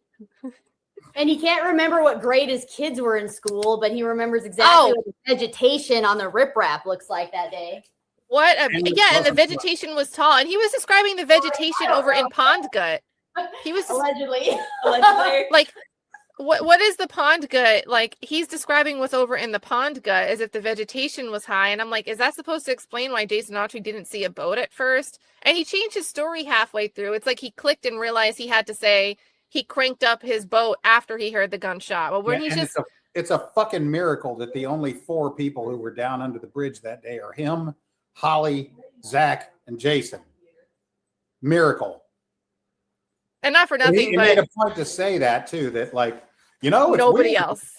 Most of the time there was people fishing, but that one day that I remember with clarity 14 years ago that I've only come to court now to talk about, it was a Wednesday. I remember that distinctly. Rule of thumb. If any prosecutor from Memphis vouches for the veracity of a witness by saying they are the most credible witness they've ever seen or heard about, they're not. I'm going to invite Amy on to have her talk about who was more credible. Was it Jason or was it both guys? The public needs to know. That's right. Reach out to the Memphis DA's office for comment and ask how they would rate the relative veracity. Sorry, guys. Of, We gotta go for it. We're about to die. Sorry, my laptop's about to die. So we're moving, guys. We're running. Come with us. Just stick around. This is cool. It's turning into an IRL stream. I love it. Sorry. Such a cute house. This is Cindy's house, right? Cute house. I love it. Yeah. I love it. I'll help you, Katie. There we go. Also, while they're doing that, I do appreciate, thank you, Factual Lie and Kay Schmidt here, dropping gifted memberships. I don't know if you guys can see because you can't see it on StreamYard, but any channel member, the icon next to them is Doug Bates. So everybody that's a member has a Doug Bates icon. I love that. Dog Bates. Yes. Oh yeah, poor little JoJo was another one. Sheriff Chuck had a good question here because the camera largely was focused on, and we could see the judge's face through some of the witness questioning in the background, but during closing arguments, it was really just focused on the attorney who was presenting whichever side. Was it all poker face from Judge Bradberry during closings? No, I detected an ever so slight change. He has been like a sphinx this whole time. And today I detected maybe just a slightly less, a slightly more revealing demeanor and affectation. And it seemed to me that he was fairly skeptical of Boat Guy, for example. And he made the remark when Boat Guy left that he picked up the map and he looked and he was like, he said, yeah, I see he's marked on here where he claims he heard the gunshot. Oh, I didn't catch that. Yeah, he said that. So I don't know. You don't want to read too much into these things, but Yeah, because it could just be appropriate language where the witness says is appropriate language rather than just, because I have a pet peeve when judges, and I get that sometimes it's just human nature, the way that we might speak. But I covered a case once. It was only through transcripts that we could read. And the complaining witness who was accusing the defendant of, domestic violence, during her testimony, when she was about to be confronted with the body cam video and what she told police, she started crying. She didn't cry when she was relating what supposedly happened to her, but she cried when she was about to be impeached. She runs out of the room. She comes back and the judge tells the jury, all right, the witness is about to tell you what really happened. And I thought that was such an inappropriate, whether intentional or not, right? That could just be how humans speak. But that's a judge saying the witness is going to tell you the facts, the truth, and bolstering the credibility of whatever's about to come out of that witness's mouth. And no objection from the defense attorney or anything, but it's stuff like that. Someone saying where they claim it is, and there's no jury present. I would probably read that a little bit too. yeah, I do think at the end, there were some, to me, subtle body language things that I think he was, of course, no one knows how he's going to rule, but I think he was receptive to Doug's closing. And I think he was a little walled off to Weirich's. But I'm biased and maybe I'm seeing what I want to see. So I don't think that Weirich's argument really argued the post-conviction petition issues, the points of argument raised. It seemed just a re-argument, like a relitigating the trial itself. yes, she was. So. And when I talked to Doug 3 after the closing, and he said, hold on, we got to get the podcast. He's going to come on the podcast? Yeah, Doug 3 is going to do a podcast episode with us. Doug's dad. Doug 3 is over here, you guys. Mm-hmm. yeah, so Right here. so I spoke to lineage. Mr. Was that Bates. Doug 4 It's next the to him? lineage. These are all the Dougs. We'll put it back up. The family line. Doug. So I spoke to Doug 3 after the closing. I'd spoken to him a couple times on breaks and stuff, but he said two things to me. He said, first rule of trying lawsuits, never, ever end with a witness like that. Talking about Boat Guy. And he said, Horrible. yeah, and he said, that's never end with a witness like that. And then he said, after the closing, he said, if the angel Gabriel had come down and testified against, hold on a second. Sorry. If the angel Gabriel had come down and testified one way or the other at the trial, it doesn't mean that the defendant is not entitled to due process and a fair trial. And she argued guilt and innocence as opposed to, was the trial defective? That's skipping over the point. But she also didn't argue that he was guilty in any way that Oh, she referred to him as the guilty man and But that there was no convicted murderer. She didn't talk about any evidence, though, did she? Not really. Like, I didn't. She just denied she- there was any. I She think said, Isn't it she said supposed as to a be? result of this hearing, this whole post-conviction hearing, it is now more obvious that Zach is guilty. but she couldn't tell us how. She just recited what the jailhouse witnesses said, and Jason Autry and Victor Bill- Dinsmore corroborated at the trial. Laundered Amber. Her entire argument was Ms. Thompson billed for some hours. Yes, What'd you but think? none that were looking at the ATM video. Well, she Doug called me 9 minutes ago, and I'm worried that he's watching this and I'm in trouble. so Allegedly.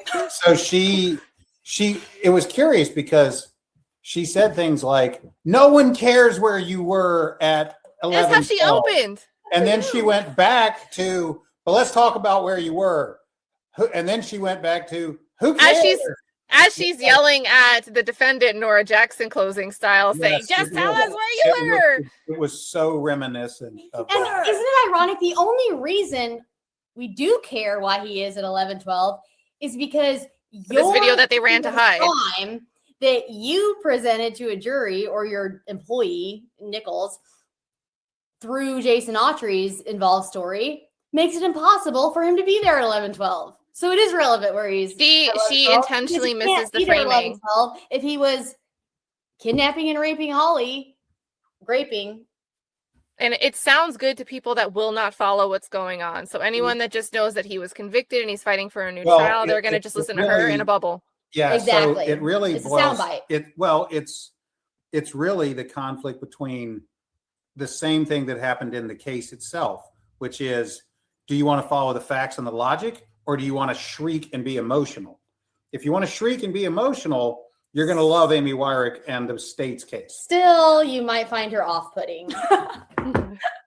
Maybe Even love then. is a little strong, but if you're receptive to an emotional appeal, and she stood there and literally, when she wasn't screaming at Zach, she was screaming into an empty jury box. The only person in the Oh, jury that yeah. she was talking to was the cameraman. From the very beginning of these hearings, before anything was even televised, it was like the first hearing ever. It was before Dana. You weren't there for this. Correct me if I'm wrong, and I'm getting my timing wrong, but I don't think I am. It was like the first hearing when Nichols has this PowerPoint that she puts up to explain to the judge what an error Corbin nobis is in She spells it wrong in all of her motions. in fifth grade language. It's like Doug likes to be self-deprecating. Oh, I just divorced people. I don't know anything about this criminal law. Doug knows how to try a bench trial, and a bench trial is different than a jury trial. Yep. Juries are susceptible to emotional appeals. Mm-hmm. Judges are not. And it's like Nichols and Weirich don't realize they're in a bench trial. And these hyperbolic statements with the big inflection, and They cannot pivot. They I- cannot read the room. They cannot pivot. And not only that, I just thought, we've seen Amy Weirich at her shrieking, howling that worst, was right? the law and crime jury. And so we've seen her do that, right? When she affected that folksy attitude with that boat guy, and she was like, "Oh, the kids like to go to Mimi and Pop-Pop's house, don't they?" I was like, "You can't even Lady. do that." Like Lady. that seems less authentic than shrieking at people. Good old Amy. Yeah, no, our jury did not buy it. This jury was not buying it at all. And I thought she was off-putting in opening statements, off the demeanor. And again, I was still trying to digest it then.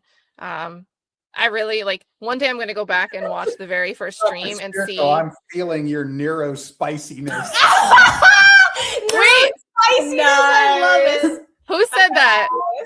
Neuro spicy. That's Just a so good you guys way. know, we can't really see all the chat on the We're screen trying, we're looking at, so but I'm we're trying blind. to keep up with this. So if we miss your comments, we're not thinking your comment wasn't worth noticing. We're just all crowded around. That's how we watch things. A lot of us will watch with we'll have a screen up and we'll also be watching on a cell phone or a TV or watching multiple people at the same time just to be across all of the chats. So we know, I think we understand. And guys, even on the StreamYard, so their screen, the chats are really tiny on the StreamYard window. So not very conducive. Do you want to? And there's so much that I think would be fun to talk about, but I'm still astonished by this. Yes, can we go This- back to that? Because I'm Doug and Dana both. I don't think they've paid enough attention to this yet. The gun? Yeah, the boy The swallows. Terry Britt Oh. gun. Dana has. Doug. I mean, still. I'm aware. I just, to me, this seems like I think it's very relevant. it's definitely relevant. It's just that it's probably gonna forever be missing some pieces because there's reason to believe that the real murder weapon will never be recovered. Oh, I'm gonna recover it. Oh, I didn't mean that That's as a a challenge. threat, not a promise. I You know, let it be a here's how challenge. crazy I am. I took the LCSW, Kimberly Owen, shout out, with me to Beach Lake, and we magnet fished to try to find the gun. Oh, that's cool. That sounds we fun, found actually. the body part. Ew. It wasn't relevant Wait, to the wait, case. wait. It was an animal. It was Wait. tongue. Oh my god. Didn't It he- was. Didn't the intern go? Yeah. The intern Oh. crawled through a gutter. I made Kinsey crawl through a culvert. I'm sorry, Kinsey. I have a It was picture of very it. slay. It's a unique. There were water snakes. I wasn't gonna do that shit. I didn't find anything, but I'm still glad I did it because I wouldn't live with myself if it was in there and I didn't. So We're gonna Um, find that I'm gonna find gun. it. Were you guys out there alone, even though people are usually out there? Well, we did get a cop that came by. He gave us some stickers and lanyards Yeah. when we gave him the tongue. I don't know.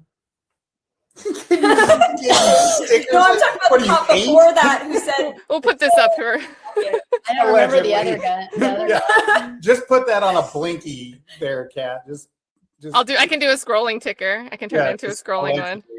My favorite about all of that was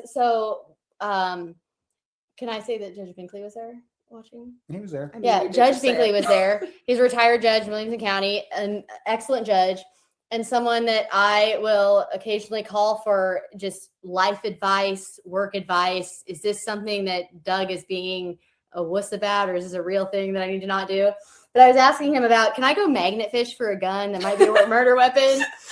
And he laughs. He's like, that's the kind of thing that is better to ask forgiveness than permission for. you learned from that moment on. Mhm. All right, Katie, you gonna run down this Okay. this murder weapon? I'm gonna let Kat- this imperfect murder weapon chain of custody. Yeah, I'm gonna let me let read Kat this read out. the letter. Yeah, let me read this out because we have a lot of people that listen in the bushes, hopefully not in there with Cathy Ferguson. Or Brent Booth. We might have to put Brent Booth in the bushes too if they're just following you wherever you go. But this is, guys, important date here. February 7th of 2013 is when this is being written. It is being written by Rhonda Mitchell. So it reads, to whom it may concern, to the best of my ability to remember. Blois Jackson Wallace, 82, died on December 2nd, 2007, at his home located at 106 Peggy Mullins Road, Parsons, Tennessee. I was appointed executrix of his estate, so they're administrating the estate per his wishes in his will. I had called Mr. Wallace early afternoon on that Sunday, so we're all the way back in 2007, and there was no answer at his home. Terry and Janet Britt, were supposed to be there, but no one answered. Later that night, around 6 or 7 o'clock, they called and said he had died. I told them I tried to call earlier to check on him and there was no answer. They told me they had made a quick run to Walmart, and when they got back, they found him dead in the bathroom. I did not have a It's us there. Happens. well, I say it's the pattern. Like, you make a quick run, you have a receipt. So you're He gonna had say a just because car. He's probably buying his burner phones and chainsaw replacement. Allegedly. Replacement. allegedly. Oh my god. Well, they did talk about the oh, I forgot I didn't have a button anymore. It's a ticking banner. I don't need to put it up again. It's sitting down there the rest of the stream. But they did talk about the chainsaw trial. He just said it was unrelated, right? But he says, this letter continues, I did not have a list of the inventory of his belongings, but according to his son, Edward Wallace, and his wife, Peggy, there was, so 3 people are saying this. There was some type of handgun missing from his house. At the time, she gave me the type of gun, but I don't remember now. I did not have a key or access code of the security team to Mr. Wallace's home, but Terry and Janet Britt did. According to Mr. Wallace, he had hired Terry to drive him places, and Jan cooked and helped around the house every day. So I talked with Jan about the gun and asked if they'd ever seen the gun in the house. She told me that Mr. Wallace had given Terry the handgun as a gift. I told her the family wanted it returned. Violent sexual offenders with multiple felony convictions. You give them a gun. Very, very bright thing to do. And it's convenient, right? The point would be you give someone something as a gift. And then they randomly turn up dead when you go to Walmart. Well, and then it's like, well, if he gave it to you as a gift, you shouldn't, it would be So rude. improper. It'd be rude to ask for it back. Right. I told her the family wanted it returned, so Rhonda was not backing down. She again said it had been given to them. I relayed the message to Peggy, who had power of attorney for Edward, and she said they wanted it back. I discussed the situation with Mr. Wallace's attorney, Mike Ivy, and he suggested that I go and talk with the sheriff. I later went to the sheriff's office to ask what I should do. I don't remember if I talked with the sheriff or a deputy, but whomever I talked with told me to tell Terry and Jan that Terry had a felony record and that he could not be in possession of a firearm, and to return the gun or they would have to come and get it. I called and talked with Jan and told her what the sheriff's department had said. She called me back later and told me that they had gone back to the house and left the gun on a dresser in the bedroom.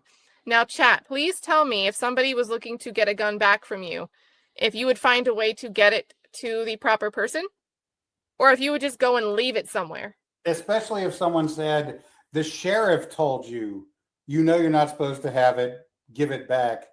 You're going to, Return to the scene of the crime where you Right. murdered somebody and leave it on a Allegedly. dresser. And say you leave it on the dresser. right. No, I think you're going to You allegedly left it on the You're gonna dresser. do a little- Allegedly. This banner's doing a lot of heavy lifting today. So they apparently, according to Janet, and what I think is interesting is Janet also calls back and says that she did this. She doesn't say before she goes and does it, well, hey, what if I go there and just leave it at the house? She makes it her decision, presumably after she talked to Terry about it, and then says, okay, we'll just wait some time and then we'll call them back and we'll just say that we went over there and put it there, knowing that they don't have access to the security code themselves to get in. That they won't be there. Presumably they won't be there when we show up. They'll never know that we didn't actually show up. That's how I read this. We should go to Decatur County Sheriff's Department and look at their records and see if a police report was made on that day that corresponds to this. Oh, wait, we can't because they took those computers to Nettie's and had them erased. And then the sheriff lied about it. Allegedly. No, not allegedly. It's in the records, lied about it. A week after Zach was arrested for assaulting somebody else unrelated that they just dropped the charges and pretended. A week after. So this is that March 2014 climate. Clear the computers and hold the records of this. Crazy. That is crazy timing. So I still think this story is just incredulous. And I know it's Rhonda reciting what she was told. I'm not saying Rhonda's incredulous. I'm saying what is being represented that Janet was saying is wholly unbelievable to me. I talked to Rhonda. She's I think she's a highly credible witness. I mean, I think it's even, she doesn't remember what type of gun it was, even though she was told. I think that to me is credible. It's not helpful, but it's credible. Something tells me it's a 380. Yeah. Nah. Allegedly. So, and again, this idea that they're not supposed to have a gun in the first place, right? As Dana pointed out, and then they're told when they're not supposed to have it or that they might be in trouble with the sheriffs. They decide on their own to go put this gun in the home and leave it on a dresser in the bedroom. Then Rhonda calls Peggy, and I told her that they said they left it on the dresser. Edward, Peggy, and Mr. Wallace's granddaughter said they searched all over the house and did not find the gun. I called Jan back, and she said she didn't know what happened to it, but still insisted that they had left it on the dresser. I'm not really sure of the exact time, but this is as close as I can remember. Now, who else had access to this home? Because we heard earlier that Rhonda doesn't have access to the security. So it's not like Rhonda could have gone and gotten it and made this up. And why?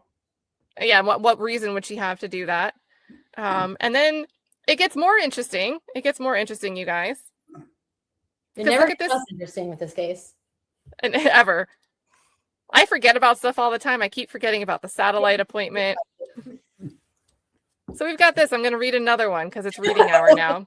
Nice. And let's see. We've got identification. It's Your effective. redaction. My redaction. Good job. signed by Ricky Inman, Decatur County Sheriff's Office. Says Rhonda Mitchell said that she handled, spelled wrong, the estate of Boyce Wallace, also spelled wrong.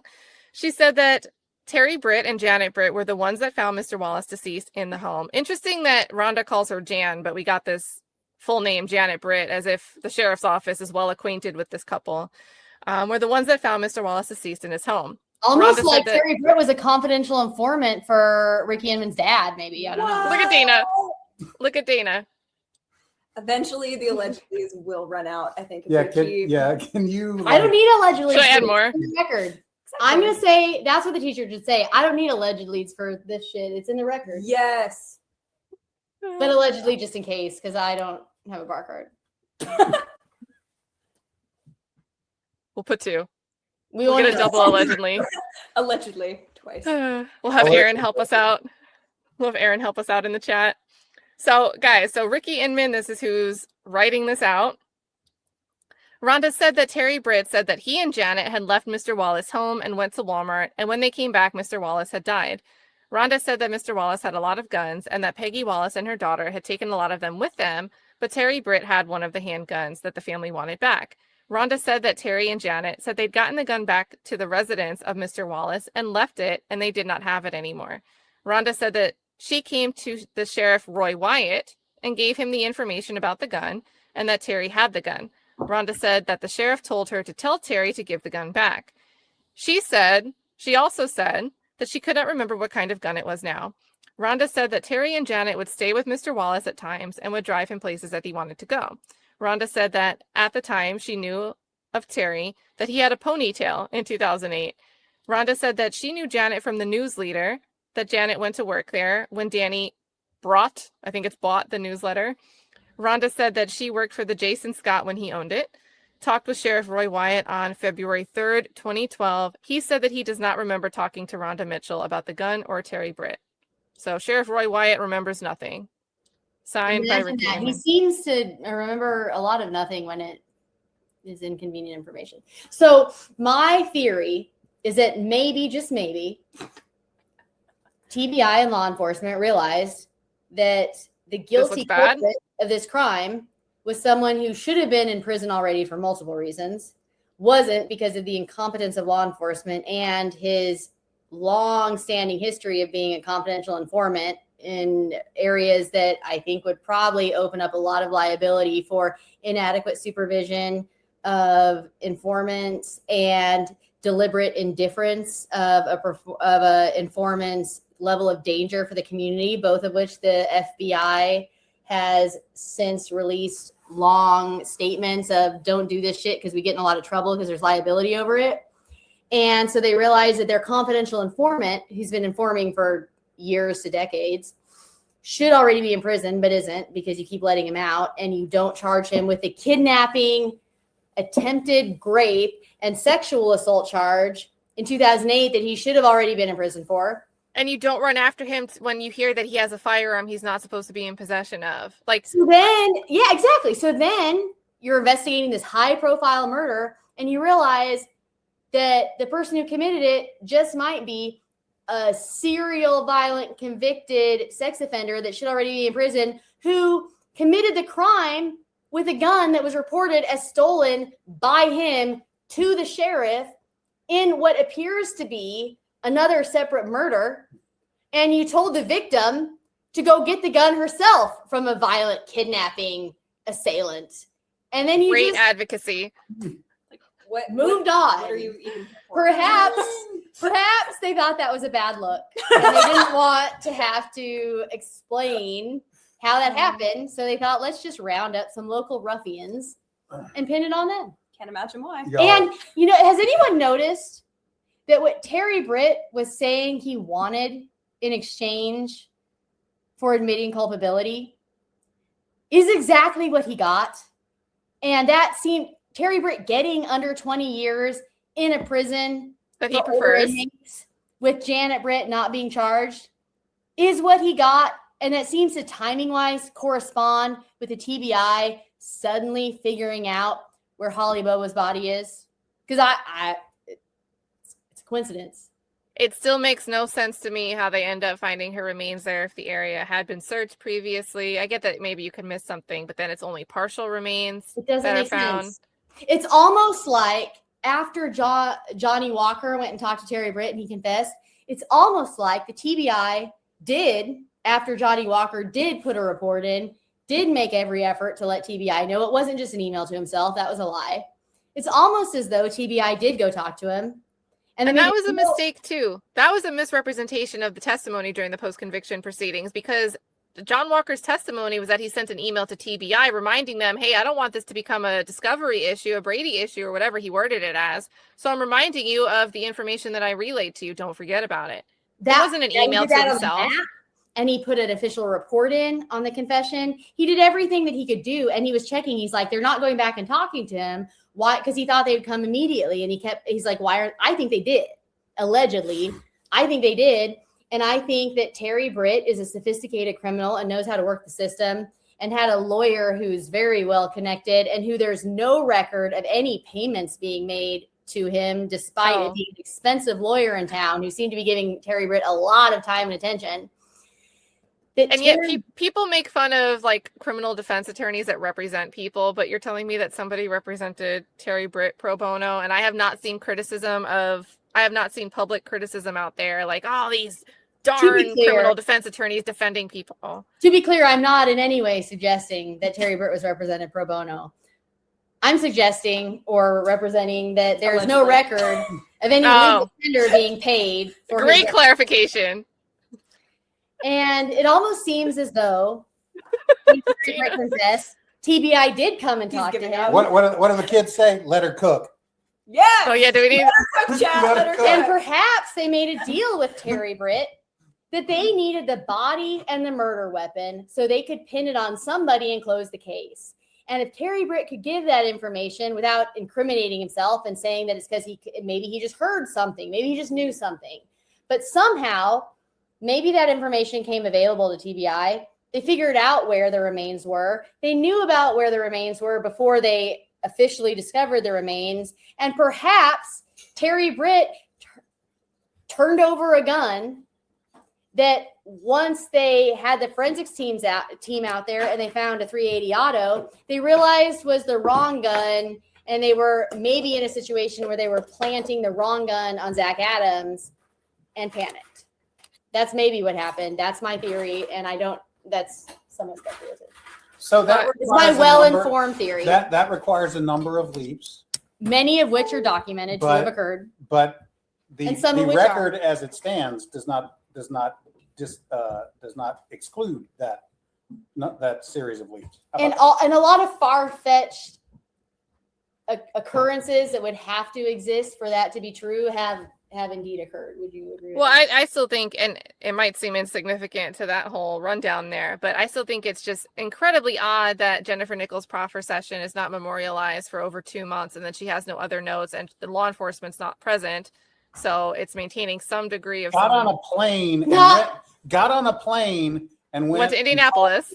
Went and talked to one of the two most important witnesses in the case and took not a single note.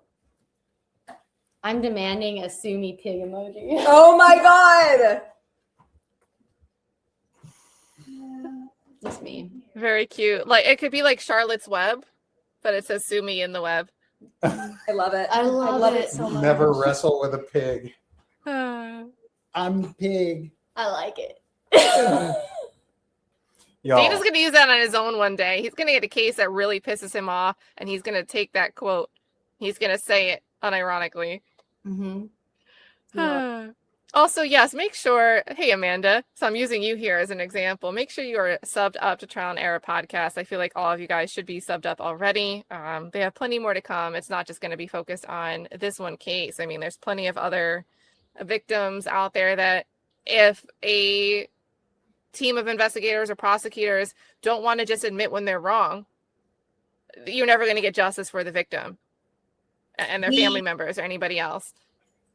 This is a web of deception and corruption that we will be expanding on in season 2, much to the ire of the Memphis County DA. The power of the podcast. No. The power of the podcast.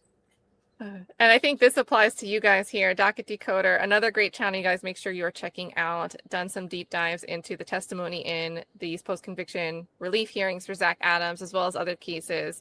Says, I kept getting pulled away today, but just finished up watching. Yeah, it's been a lot. We've been here 11 hours. There's a lot, but it was worth it. I thought today could not have gone much better.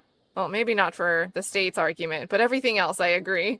Says, I'm so thankful for all the work you guys have done on this. So you guys have, again, I came into this like 45 days ago, and without the work that you guys have done, it would have taken me way longer to grasp all the little nuances and details of this. And how many people know about the case and are following it because of you? The podcasters, the content creators that are following this, it's inspiring to me. We don't know what we're doing. Like, we just decided to make a little, you know. You don't even, like, I didn't even know how to log into YouTube with a username when we started this. So I'm still learning. But it's been inspiring to watch and see people come in. And I mean, Kat, you're pulling stuff from the media and putting stuff together that I don't know how much time that took or what kind of meds you're on, but I want some to be able to do that, because that was Coke Zero. That was a lot of work that you put together efficiently. But and the audience here is like, I mean, sharp. Like, y'all, we need to. The power of the podcast. It's like a militia. Timestamp. It's a militia. It really is. It's like a militia for justice. They're on it. Oh, okay. Wait. So Factual Lie has it? Yeah. Okay. Thank you. And Trikisha's been reminding me also, shout out to Trikisha, about the timestamp for this video, because I'll put it in whenever I get done, I'll put timestamps in this video. I'm also going to clip this segment out so that way people can, I don't know if everybody that watched the hearing earlier knew that you guys were going to come on so late. So I'm going to reclip it and you guys can do whatever you want with it as well. But let's get this clip. another great clip. Got to run this back one time. Get the screen shared up here.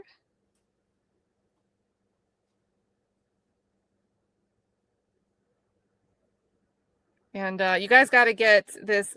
It's called Enhancer for YouTube. It's a volume booster extension. Very, very helpful for these quiet feeds. The information. We were at their mercy to receive the information that Jennifer Thompson decided to trickle in bit by bit.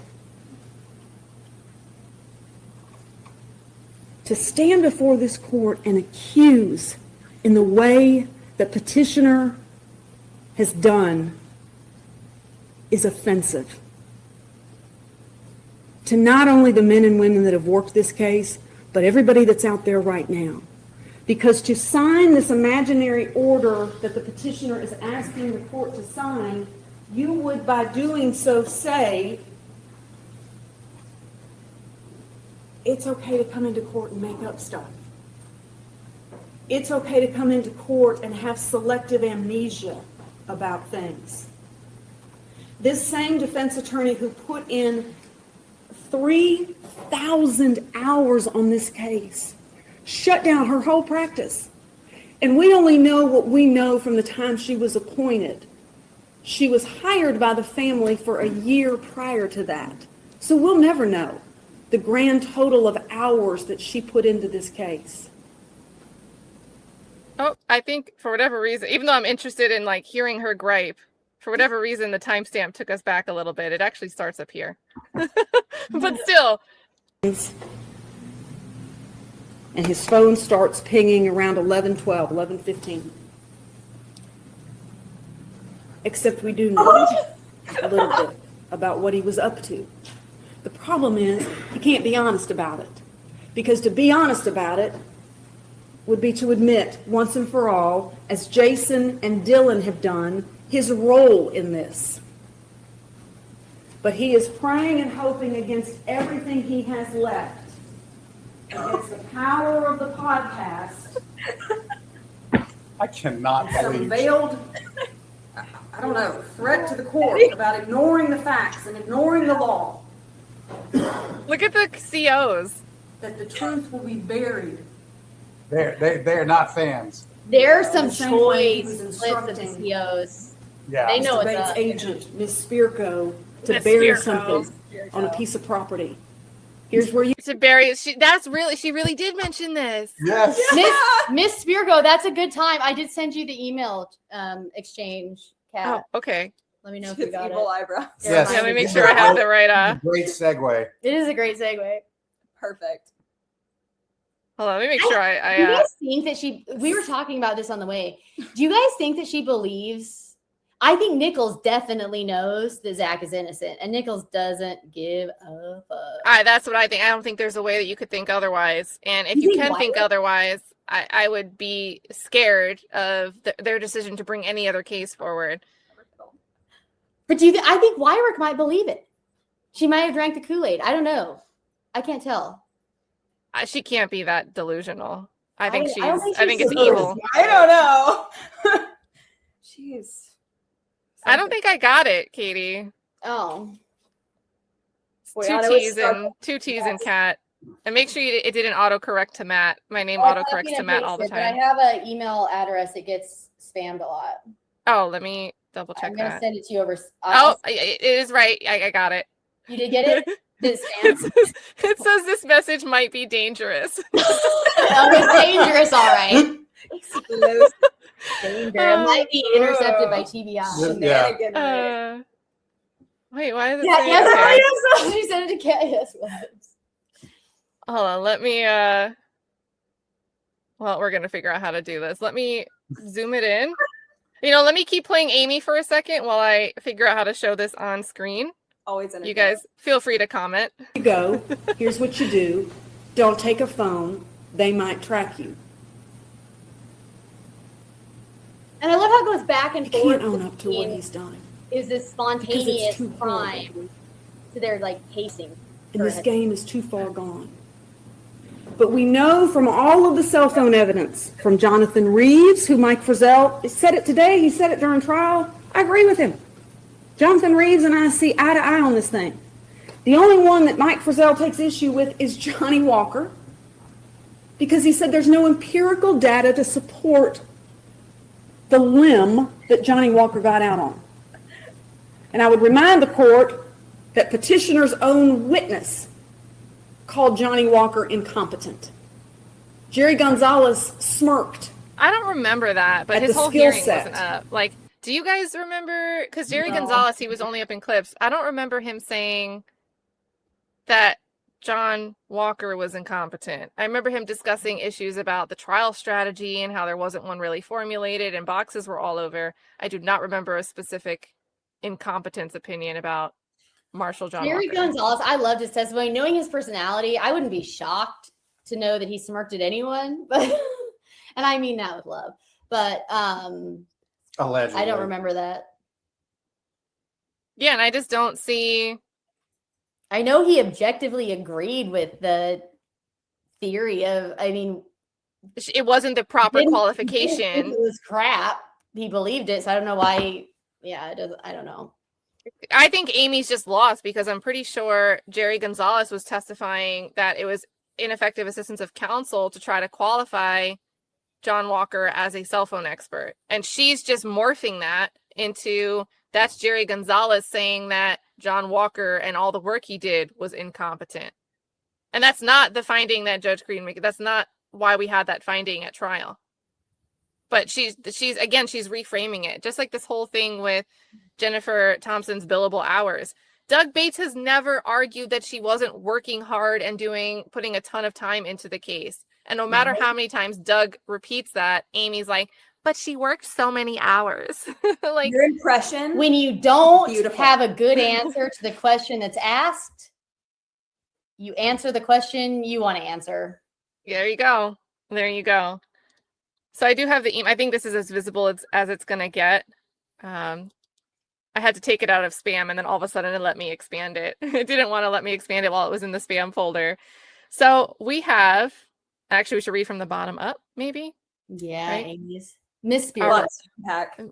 Miss Spirko, we've got, you are a potential witness. Oh wait, the date, August 14th, 2025. This So is right Thursday, after August. Jason Kilzer died, and I had thought that I was no longer under a sequestration order since I hadn't been subpoenaed to the next court dates, and it was within the 10 days where they could not issue a valid subpoena. So under that belief, I was posting some stuff on Facebook Oh, Which you're not watching. Totally. and other social media platforms. but I mean, it wasn't like that. Was that just like something that couldn't have been found by anybody that was listening to blotters and radars or something? Like, I mean, I don't know. There's people that just seem to know the instant like there's any type of shooting anywhere. So, Miss Spirko, you are a potential witness in Zach Adams v. State of Tennessee, as you know. Judge Bradberry asked us to remind all witnesses, both for the state and the defense, that they are prohibited from discussing this case. This includes social media, any witnesses and or law enforcement agencies involved in the case, and the current pending litigation. Well, maybe they should stop following you if they don't want you to interact with I don't them. think it includes all that. And they say, please acknowledge receipt of above. We will be following this up with a signed order from the court. Why don't you have a... They never did. Funny. So then they say, dear Miss, this is you, dear Miss Weirich, you're responding the same day, a couple Very hours later. politely, I think. Politely. Dear. Yeah, you put a dear in there. You put a salutation, Dana greeting and approved this email. salutation. I'm just putting it out there for the record while you watch his faces. He approved this email. keep the camera on him. Yeah, I will, because he approved it. Just What- know that what- while you're watching his face. Looks are Hold on. disingenuous. You said it was fine. Hold on. What she just said is true. However, you have to understand the process. That's fair. The email that I started with was not approved. That's true also. And then a series of negotiations ensues. Also true. And then we arrive at this. And at that point, I go, Negotiation. I think you took out the part where I told her to go fuck herself. Well, Well, now this is so what If what- you seek Amy. that's what I'm saying. You see, Amy. So this is the would Doug Bates approve also? No, We're not putting him in here. So.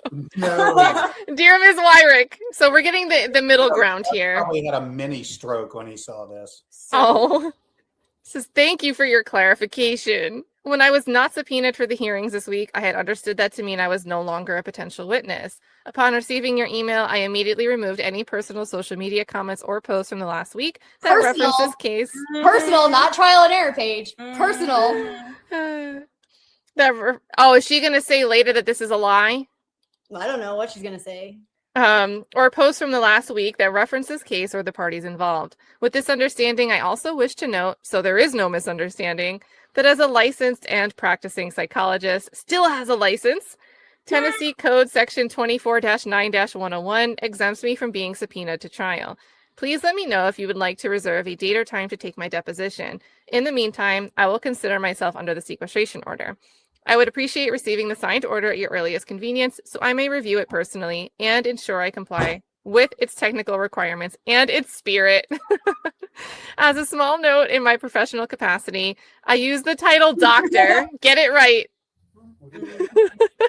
I mention this so you have it both for our correspondence and any court references, as I would not want an unintentional oversight on your part to be mistaken by others as petty, sexist, or unprofessional. With all due respect. With all due respect. So, dang, what did this look like before this version? See, but this is like... It's nice, isn't It's it? beautiful. I think it's nice. I think it's so professional. polite. It gets you in the second half. You don't see it coming. Not gonna lie. Kind of sneaks up on you. But it's true. I mean, this is Amy's own fault. What a professional way to say listen, bitch. She gets it. She gets it. But this is Amy's fault. I fucking She's love still representing herself as a neuropsychologist. Well, then address me as such, so there's no confusion. Mhm. The quiet, and then was there a response? That was it. Nope. She That never was it. responded, never sent a written order, never sent a So- subpoena. And this would have been August. A lot of time to get a subpoena Mhm. And we know Now, that keeping he in lives, mind, so- or a too, written order. keeping in mind too that somewhere around this exchange, the Court of Criminal Appeals ruled that the video of Jason Autry was not going to be admissible. Yeah. And the judge had previously put down an order that said, hey, to Weirich and Bates, when that order comes down, whenever it is, y'all got 90 days to take the depositions of any witnesses whose depositions have to be taken, because Doug had been talking about taking the deposition The of a couple attorneys. of lawyers. That's right. So the judge, clearly anticipating a return to court in the future, wanted them to use their time wisely, and also wanted to make sure that everybody knew what the outcome of the interlocutory appeal was. So he didn't want them to have to go out and take depositions of all these lawyers and Dr. Spirko before anyone knew what the outcome of the Court of Criminal Appeals was. He said, once the Court of Criminal Appeals tells us whether or not the video is coming in, get the lawyers and Dr. Spirko deposed if that's what you choose to do. They never did that either. Which, to be clear, I would have delighted in taking the stand in the magical event they would have actually called me, which never would have happened. But I did want to get the deposition so that the scheduling order could get me back in court and off this order. Hold on, what date was it that I have it here so I can just look. 7 months ago, May 22nd is when I see that Brent Booth testified at the post-conviction proceedings. So by the time August is rolling around, I would imagine Boat Guy was already on the docket. They don't need this deposition anymore anyway, because they have the super credible Boat Guy coming. So credible. The most credible, actually. Right. Yeah. Just like Well, Jason Autry, the most. And I thought about, well, why would they credibly, conceivably want Dr. Spirko's testimony? Initially, it was because of Jason Autry's video. It would be fair to say to Dr. Spirko, did he say anything before you turned the camera on? Did he say anything after? Is this the complete recording? Blah, blah, blah, blah, blah. Right, because there's a comment that it starts with him laughing or smiling or something, right? Right. And then he later said during a call to someone else on a recorded line that he'd been high and that Dr. Spirko had noticed. So fine. Which I did. Fair game for them to ask that if he was going to testify or if that video was going to come in.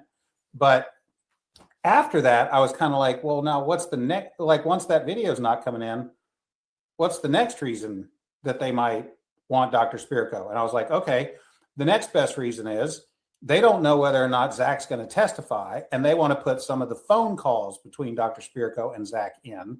And if Zach doesn't testify, they'll have to get Dr. Spirko in to authenticate them. We should play some of those. Doug would be so mad. Okay, so Don't make Doug mad on purpose. No. You got to play it for another reason. Let's don't.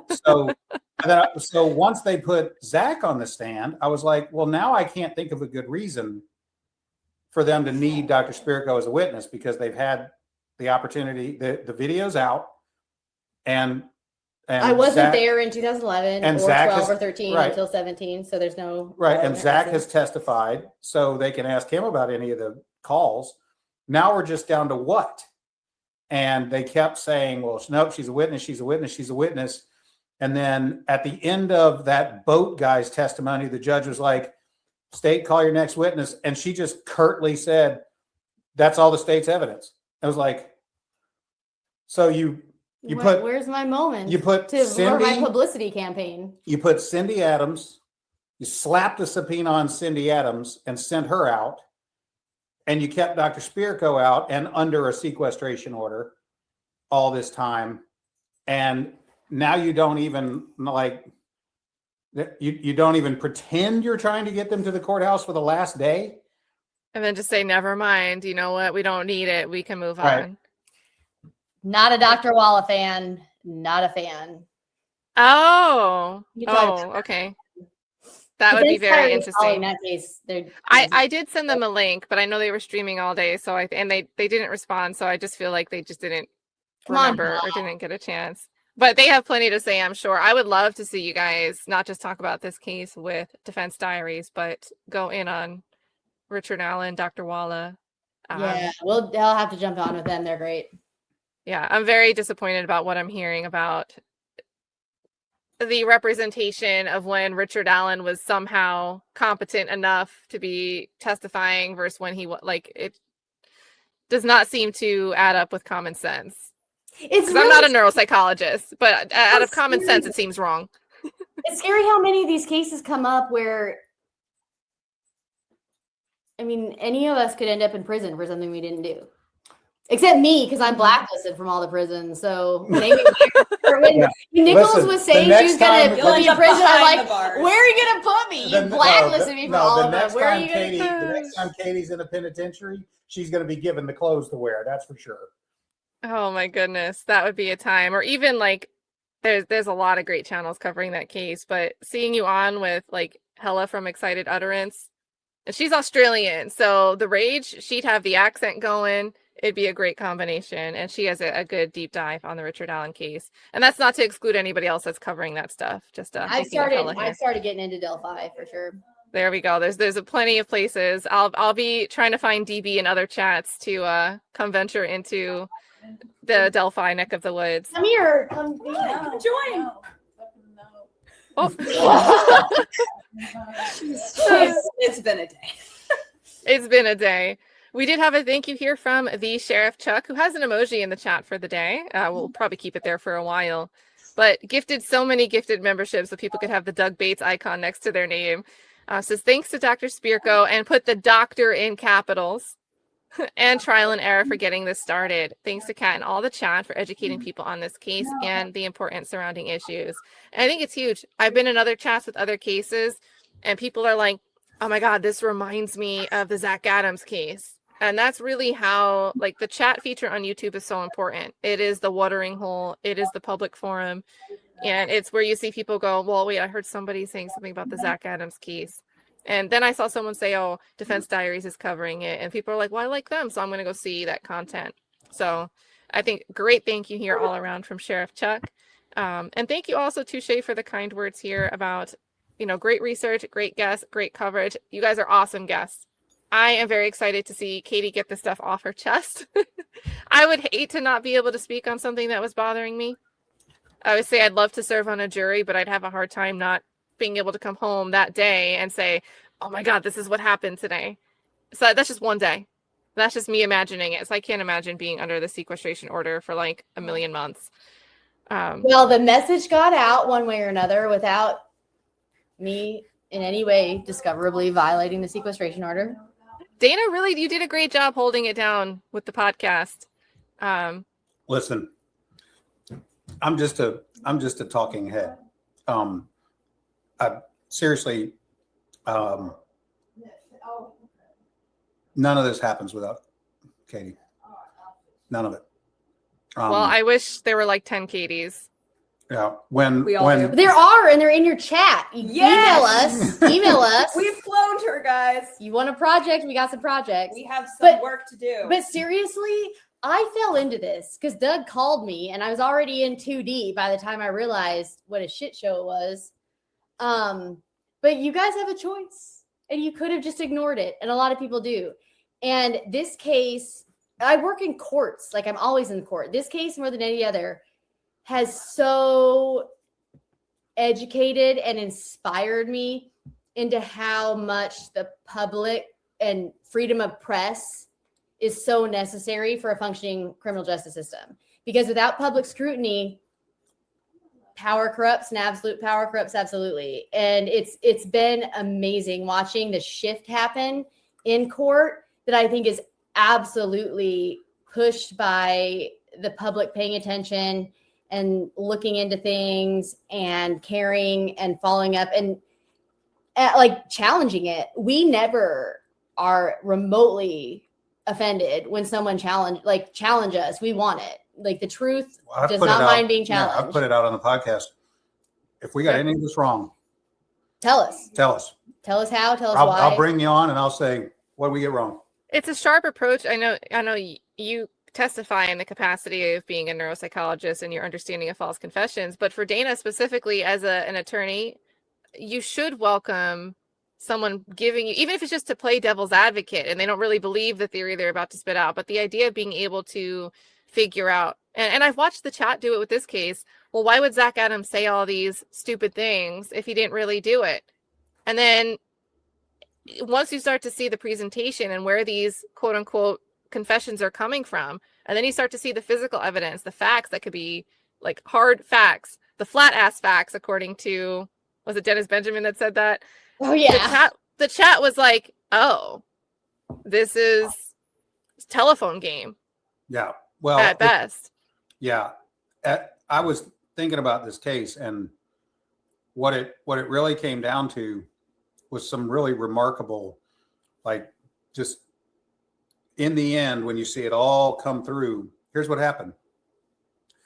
There's the science and the facts that are immutable. Those are photos, videos, ATM, bank records, cell phone records, things like that cannot be manipulated. And Is this your argument? and then there's the stories from the witnesses who can absolutely be hammered until they say what they've been told to say. And that's Victor Dinsmore, that's Rebecca Earp, that's Jason Autry, that's Dylan. And so in this case, when the science stuff was inconvenient for the state, they concealed it, ignored it, or attempted to explain it away, or they sent the messengers away. But when the stories weren't good enough, they went to people with threats of death penalty, prison, losing custody of their children, revoking immunity letters. So, and so when you look at what happened here, the facts. This blew my mind when it came to me in the middle of the night, one night, with the exception of Jason Autry and the recant video that is not admitted into evidence. Every other thing Doug Bates put in was either on the hard drive or could have been made through a witness given the hard drive. So it just goes to show you what they did to conceal this stuff from Jennifer Thompson and make her life so hard. And the stories changed with whatever they needed. And the science is what Doug talked about all day. And, you know, it's a shocking indictment of the system that you can wind up here 14 years after this girl's murder. And we're still talking about, the state is still talking about how innocent Terry Britt is. Maybe he is, but you know who didn't get a fair trial? Zachary Adams. And you know who didn't get a trial at all? Shane Austin. Right. Who noticed the investigative report that initially named the entire file when the ATM video file was still BP Community South Bay Parsons with the date, and then another IR 1,000 IRs later suddenly just said BP? That is one of the sharpest things I've ever seen pointed out. I don't know. Because it's memorialized in the investigative report. It was in. You know how we found it? We were at. We were looking up, I think, because I started searching by date, and there were like the files, the way they're named and that are just, you start coming up with patterns. I think I started searching by date. I think Crystal found it. Crystal E2, who is the co-counsel Shout out Crystal. With Doug. I think what happened was Doug found one of them. Crystal found one of them. We figured out kind of the naming scheme. Well, and we're able they weren't consistent. We noticed that they would do like April and they would spell APR and then they'd spell it April. So you have to try all combinations to find it was dates. after Boyano at like 8:00 at night, the day before court, when it was all going to come out whether they liked it or not. He sent screenshots in the pleading of the folder hierarchy and where to go to find. But we'd already found it by then. Where to go to find the ATM video. And once you're there, if you just start like randomly accessing other stuff. Oh, that's what it was. We didn't find it until he put that in. Right. And then when he put that in and we saw the file path, that's how we found the BP video. That's how Crystal E2 found the BP Right. video. Because she had been put with the gas in station. the vicinity.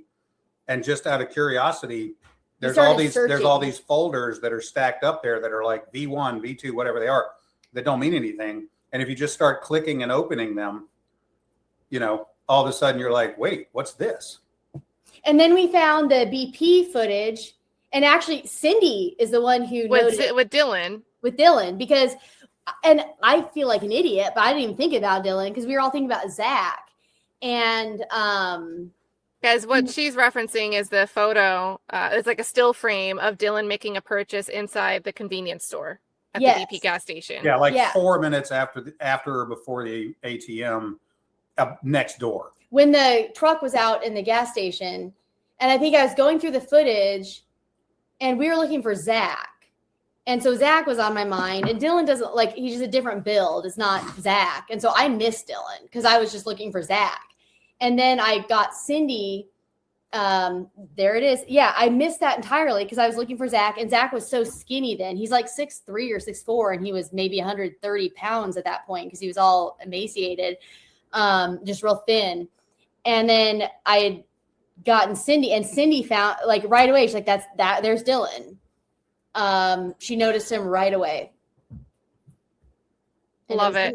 That's why moms are so important. And Yeah. I have such an admiration for Cindy Adams, because I can only imagine, like, if this happened to me, what my mom would be going through. Oh, that's the thing. And I've said this I think I said this with you on a live stream not long ago, Kat, that the tragedy here is that Holly Bobo's family is not the only family that's been destroyed by the miscarriage of justice here.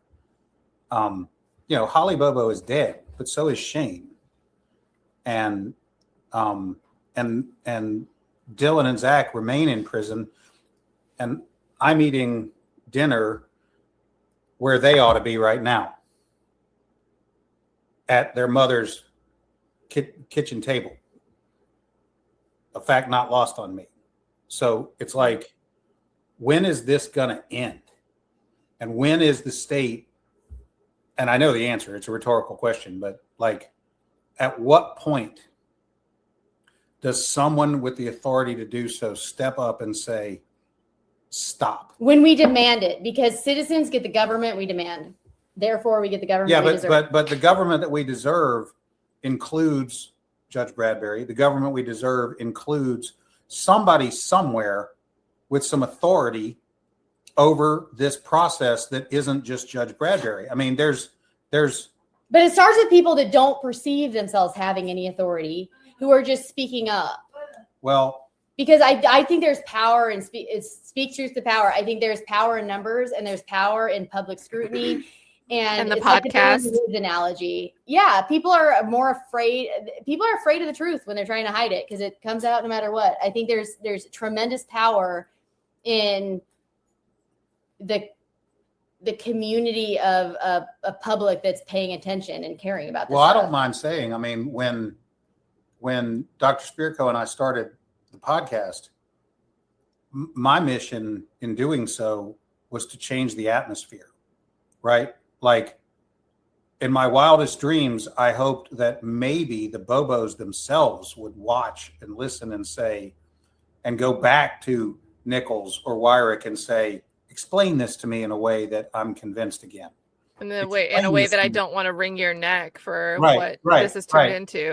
Because as Dr. Spirko said before she was silenced by these people, is, the Bobo family is at risk for having to go through all this again, whether they like it or not.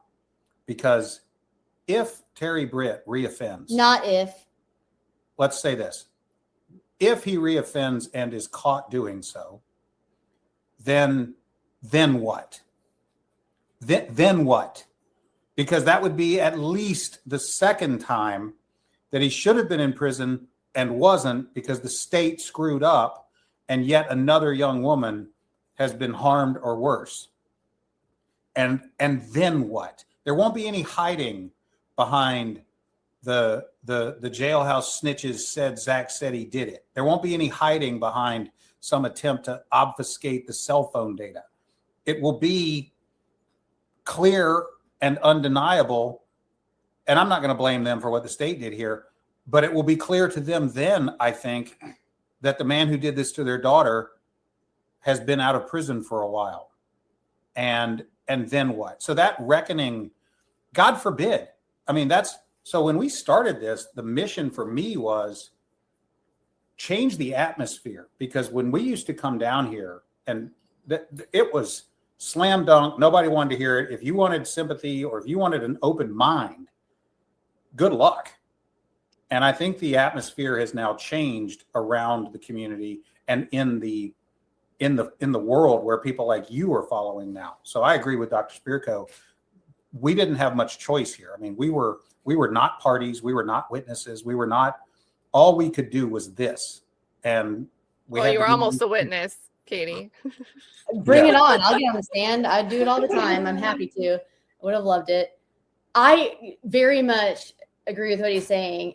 For me, there's nothing that could have happened that would have gotten me off of this case. I would have fallen on the sword. I will fall on the sword.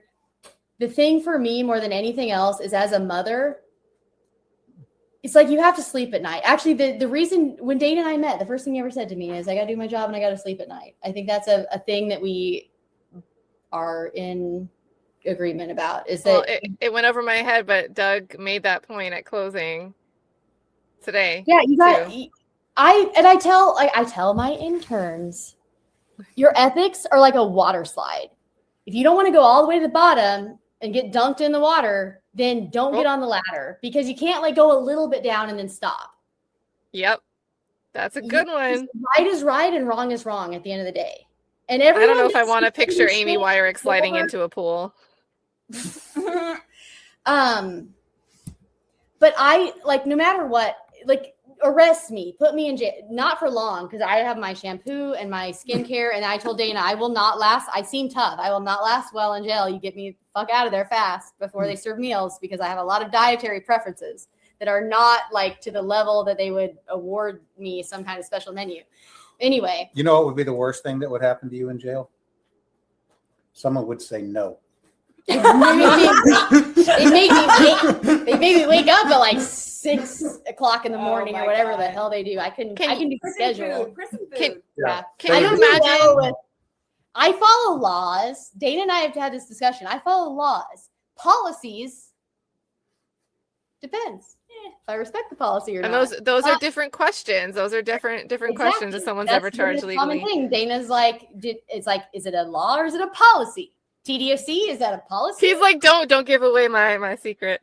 Anyway, but like at the end of the day, though, I could live with about anything. Like I could go and be in jail. I could lose my license, whatever it is. I can't live with waking up someday and seeing another mother with Karen Bobo's grief-stricken desperation, crying out for her child, and think there was any chance I could have done something to intervene before that happened.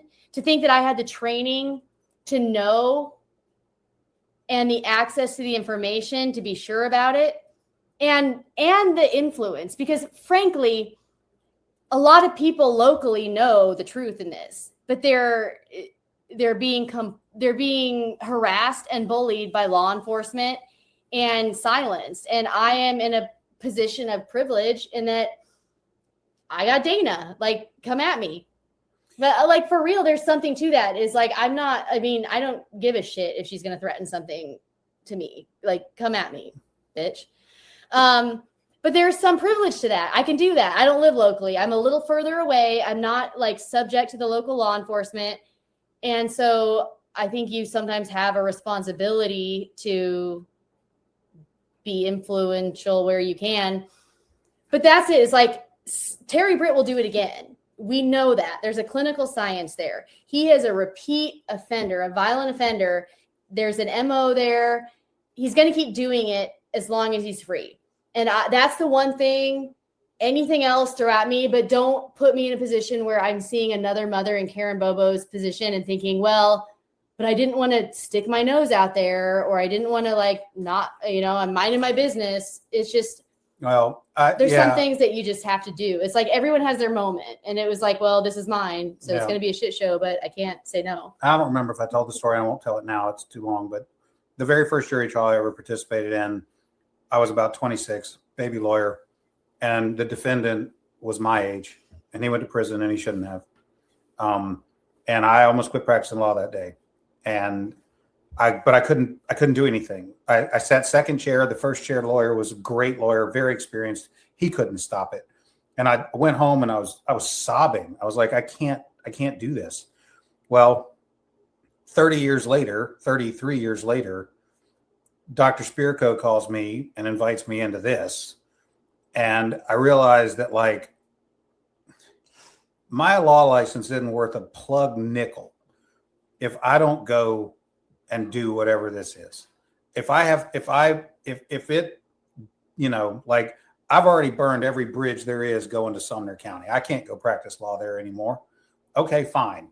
You know, there will be people who, you know, who look at what's happened here and think less of me. Okay, fine. Doug Bates's closing was on point today. You know, like, this isn't supposed to be easy. It's supposed to be right. Yep.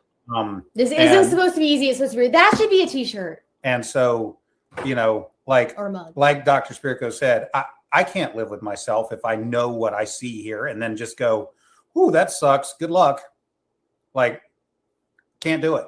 And along the way of this case, there have been so many people, little and small, like big things and little, but people who have reached out, who sent an email, who've just had something that may or may not be relevant. That was a game. There have been so many times that this could have just gone up as a complete failure, that someone's contributed something. So it's just when in doubt, like, reach out and send you never know. You know what else we learned? I hate to say this. There's a whole lot of people that should be here with us who were given the opportunity to do something. And not everybody who pretends to be a real trial lawyer is. Well, one Dane of is a my little fav- salty because when he had to not represent me anymore to do the podcast, then he tried to find me someone else and no one would do it because they were all afraid of the TBI. Oh, or maybe they were afraid of representing you. But even Turin? How did yeah, Turin no, come she along? came and did it. She did come and do her job. Shout out So to I'm not Turin. including her in that list. But Yeah, everybody else. I'm not going to name names. I'm just going to say there were people who were given the opportunity to attach themselves to doing the right thing, who passed with weak sauce excuses. So, And sometimes it's not your time. That I think that because sometimes it's like you get a case that comes by and you literally don't have the bandwidth. You can't do it. It's just, or something's up, but sometimes you can. I think there's just, you never know, but yeah, whatever. sometimes it's just your moment to, like, step into a giant shit show and try to. I say all that to not challenge go to people. prison If for you're nothing, 'cause if you you know are what's ever wrong. given the opportunity to step into the mix The adversity. and do something right for the right reasons, then go do what you can. But find a scary because- attorney to represent you, because otherwise. Well, two of my favorite people in the world that I met because of YouTube. You see Happily Angry Lawyer in the chat. His name is James Robichaux. And the Fit Lawyer ATL, who is a practicing attorney in Georgia. So I thought you were going to say me and Dana were your favorite. No, I people. love you guys. I love you guys. Oh, second. Well, this is an attorney duo. So you need to, if you want to get up there, you got to add another title to your resume. Jim was just Jim R in the chat, little gray bubble. And he was so bothered by what he saw happen with a plea deal, a probation revocation, when someone got on the stand and said, I never signed off on that factual acknowledgement. Fulton County files to revoke his probation. 5 years get revoked. And Jim, civil attorney in California, is losing his mind, never done criminal work before, quits his law firm where he's making big bank and finds an attorney. He's like, hey, do you know Tiffany? I'm like, I don't know Tiffany personally, but I love the commentary I've seen from her on another channel, The Lead Attorney. And I said, I think she'd be great. Reach out to her. And Tiffany, by the grace of God, was like, let's do this. So they took on Antonio Sledge or Mungtung's case. And they've been working. They've been doing it all for free. They've been paying for documents for this guy who unfairly had his probation revoked. And there's so much wrong with it. There was void sentencing. They leveraged improper sentencing maximums outside the maximum table over his head to get him to take a plea instead of taking it to trial. And it was outside the statutory limits of what someone could be sentenced for that. Just crazy. So they have become two of my favorite people since I started doing YouTube to see that happen. They stepped into the arena. They are those individuals that Dana's talking about that took the challenge. And so are you guys. Scary. I think there's so much fear. It's fear. Like it's 95% of convictions in the US are plea deal. And I don't think it's a great thing. It's people are scared. It's terrifying to be in court when you're not used to it. Or even when you are. Or can't afford it. And you can't afford it. And it's like there's so many practicalities that make it unfair that you just, I guess, have to. Yeah, well, we appreciate everything you've done to bring attention, and we will continue to follow this story with you. Now comes the hard part, the wait. I expect an appeal from the state. That's my prediction. That it'd be the states 100%. in the state's court to appeal, and not the other way 100%. around. I just hope that I hope that when Bradberry writes this opinion, that it's favorable to Zach and strong on all the points that it could be. I tend to think it will be that, and then the state can perfect their appeal and try to convince the Court of Criminal Appeals that Judge Bradberry got it wrong. Wow. So shout out to Florida Defense Team. So informative. Great place to learn the law.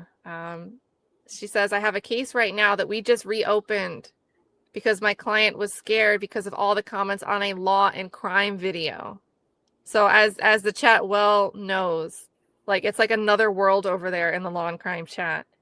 And that stuff has real implications. Well, that was one of the things we learned along the way. Katie said earlier that we don't have any idea what we're doing.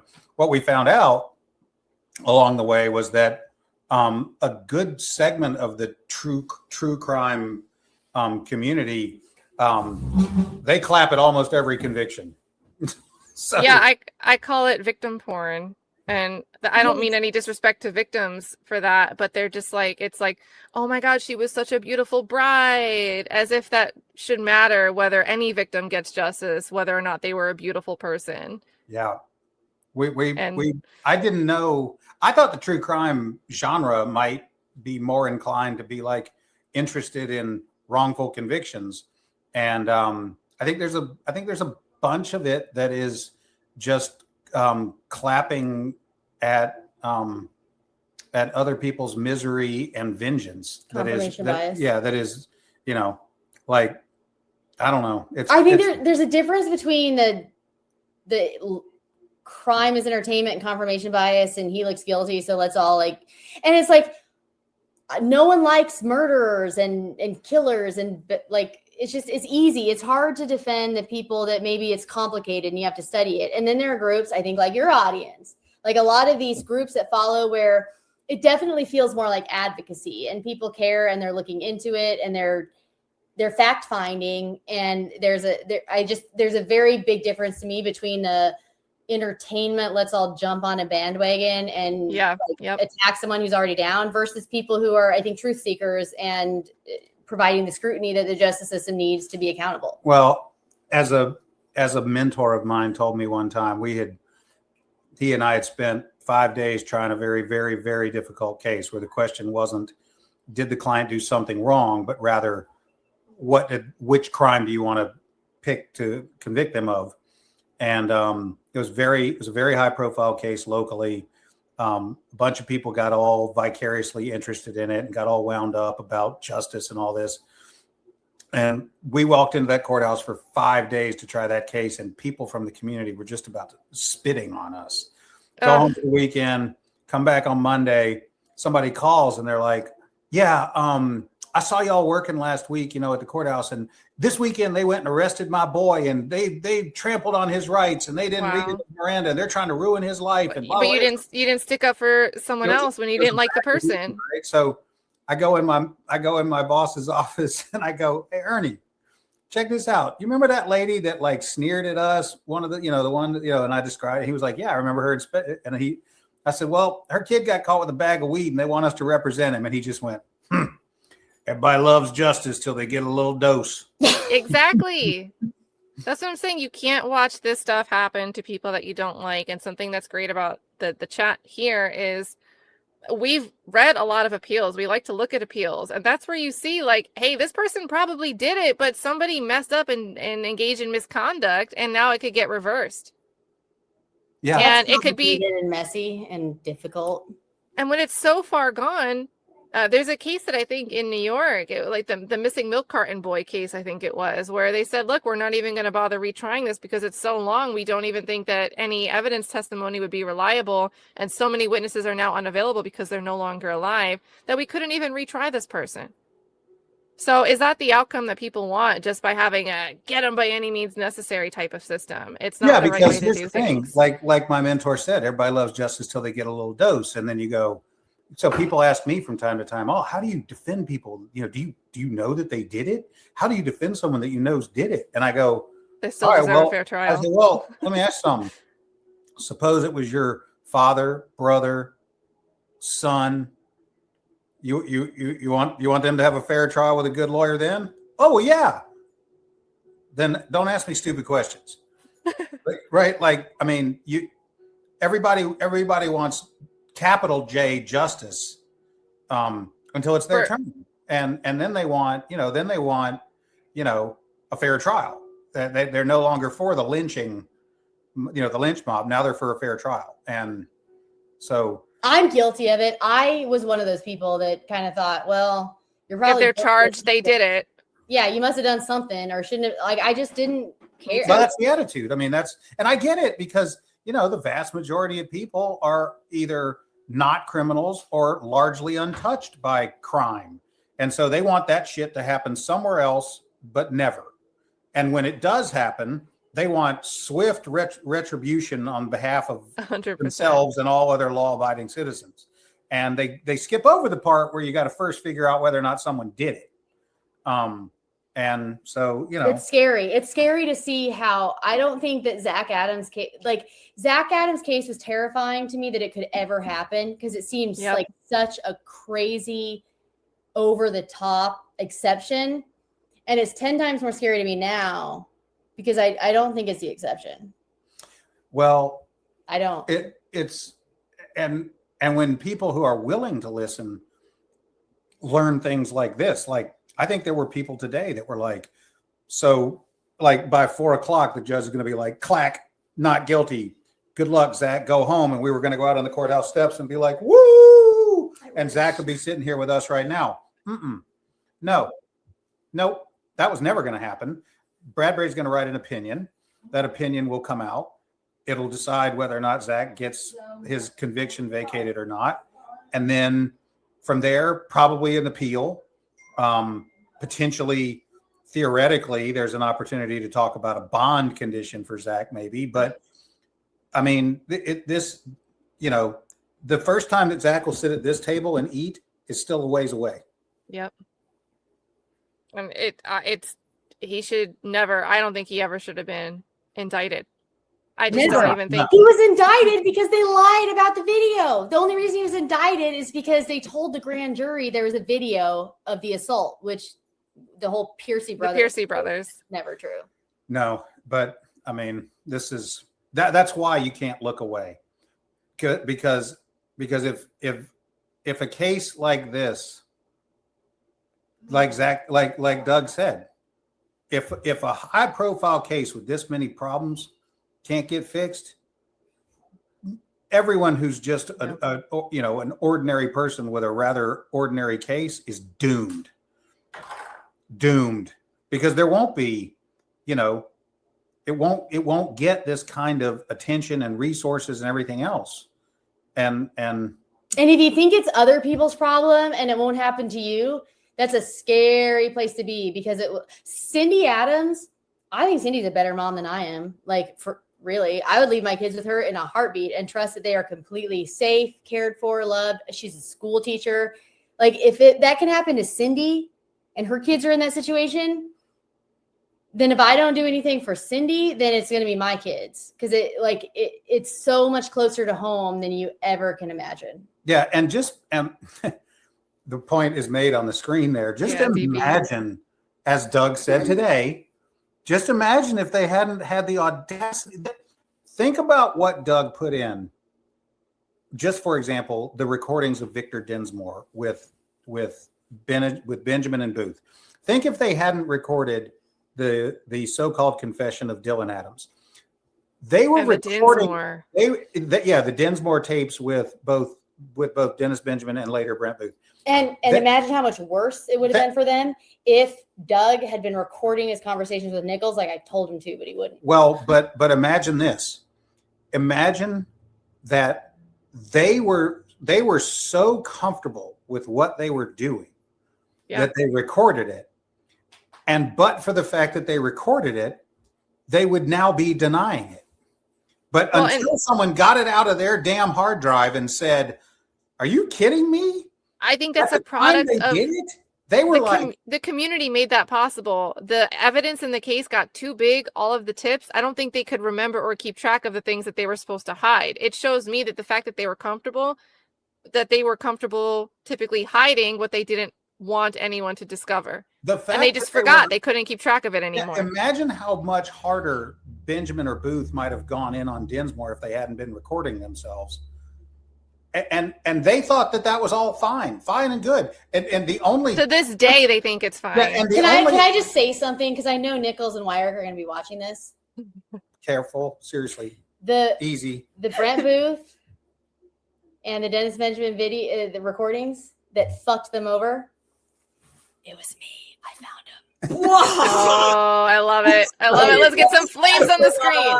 But imagine not only how much worse those moments would have been for the Dinsmores, the Earps, the Dylans of the world. They were fine with saying, yeah. And the only apparent shame that any of them had was when Booth went back the next day and said, "I just want to clear this up.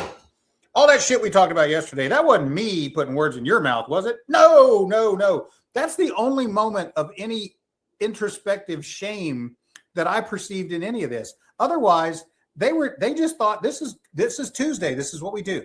The only reason he was recording it is because he was expecting to get a false statement from Dinsmore with his to use against him. pressure. Yeah. And he knew because Booth did not. His MO was not to record his interviews. Yeah, Valerie Trout recorded her interviews. I wonder what wasn't recorded that should have been, like the whole recording, the whole trip with Autry on the so-called proffer trip. And I want to know what was recorded that got deleted. Joyriding with Jason Autry. Yep. I want to know what got recorded and somebody listened to it and went, "Whoa," thinking of hearing that. This has to disappear. Hearing that back, we can't put that on the disc. And imagine how bad this shit you are saying that you're not recording if that's what you're recording. Yeah, that's part of what I think you said that. I was just, I guess. To reiterate a third time. It's astonishing to me. It's astonishing to me that someone who was a cop, who wasn't a cop, would go to a Victor Dinsmore and tell him, "You either tell me what I need to know right now, or you're getting the death penalty. And if you doubt me, just tell me which one you want me to call, Karen Bobo or Jack Van Hooser. Which one you want to hear it from." Yep. But it's a one-way street. Nobody's communicating with Dennis Benjamin two ways. And I think it's also really telling. I mean, never Karen talk Bobo about people saying it. Don't do it. It's sad. It's sad. Karen Bobo, to me, advocacy or not, I think she's the source of the telephone game. If she's knocking on doors and asking people if they know about something, well, that's putting someone on alert of certain information. So it's not far-fetched for different people to have an idea or recollection about a certain detail. Maybe Zach said something at this bar one day and more than one person seems to remember it. If someone's been knocking on the door, years before the trial takes place saying, did you know anything about Zach saying stuff like this? Have you ever heard that? Were you there that night? Memory that stuff gets ingrained just because you've heard someone present it at one point in time. Completely. And think about what happened today. Doug Bates has spent over a year teaching them what may be a problem when you behave in the way that they did. When you coerce witnesses and bring false testimony to court, it may be a problem. And what did they do today? they brought a man to court whose story is, I was fishing, I heard a gunshot, I immediately told people about the gunshot. By the time I got to the top of the boat ramp, knew that they were looking for a missing girl. I then talked about it for years with my girlfriend, now wife. Who wanted advocacy for Holly, but she never said anything. And then, in spite of the fact that it never clicked in my head that my hearing the gunshot might have been important, and I should just report it for no other reason than that, then I saw Jason Autry testify, and I realized, oh my God, I was there. And he has Brent Booth's cell phone, and he doesn't call Brent Booth before the end of the trial and say, hey, buddy from Winchester, you got to get me in there because I heard that gunshot, man. And I'm sorry I hadn't called you before now, but get me in there. Nope, that's not what happened. Nope. Did that phone call happen? No, he just went about his business. Until, what did he say? They happenstance to cross one another. At lunch, where they talk about nothing. And that's how we got the boat guy today. 14 years later.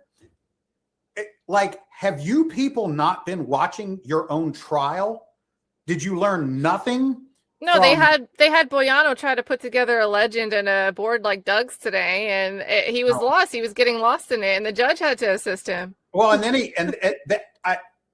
they only had 8 years to get that one right, that they had the man write the irrelevant information on in the middle of the hearing. 8 years. That was an original trial exhibit. And when Boyano was asking about it today, he was like, oh shit. Sorry, write that one in there. And then later the judge was like, did you just have him write something in here that is already on another list and didn't need to be on this one? Okay. Oh, the boom recording was also awesome. Let me not forget the boom recording. Yeah. Oh my God. I think that the boat guy, I think he got caught on the stand. He thought that was a recording of the actual moment in time. He just was like, I didn't know it was recorded. He wanted off the stand as soon as possible. Yeah, I don't know. That was really sad. I don't blame boat guy. I blame the people who put boat guy on the stand. Just like 100%. I don't blame someone saying Jason Autry being a tragic figure. I know people have hate for Jason Autry. I don't blame Jason Autry. I think Jason Autry was a vulnerable trying to avoid the death penalty. I think he was a vulnerable person. I think that whatever you think of Jason Autry, there are people who are choosing to be in positions of power and authority who have a responsibility to not allow that shit to happen. And when you put someone in a situation where you tell them and make them believe the justice system is not going to work for them and they're not going to get it for a shot, what do you expect? It's top down, trickle down economics. It's got to come from the top first. Well, ultimately, don't talk to the cops, folks. Ultimately, the final sear on the steak here, guys. YouTube has a 12-hour thing, so we're gonna. Ultimately, it was the responsibility of the prosecution to not do what's happened here. So that's all I'm going to say about that. Thank you for having us. It's time for me to go home. Thank you, everybody. Say thank you to Cindy as well. If she can't hear this off screen. The whole chat is saying thank you for everything. I'm eternally grateful for you guys coming on and having this conversation with me. It's been really invigorating. Anything that I can do to help you out with, anyone I can plug you in with, if you want to cover a case, I can help you figure out people that are covering it. Would love to see you guys cover more cases and get the word out even more. So big thank you. Well, I'm serious about the militia thing. Yeah, let's do it.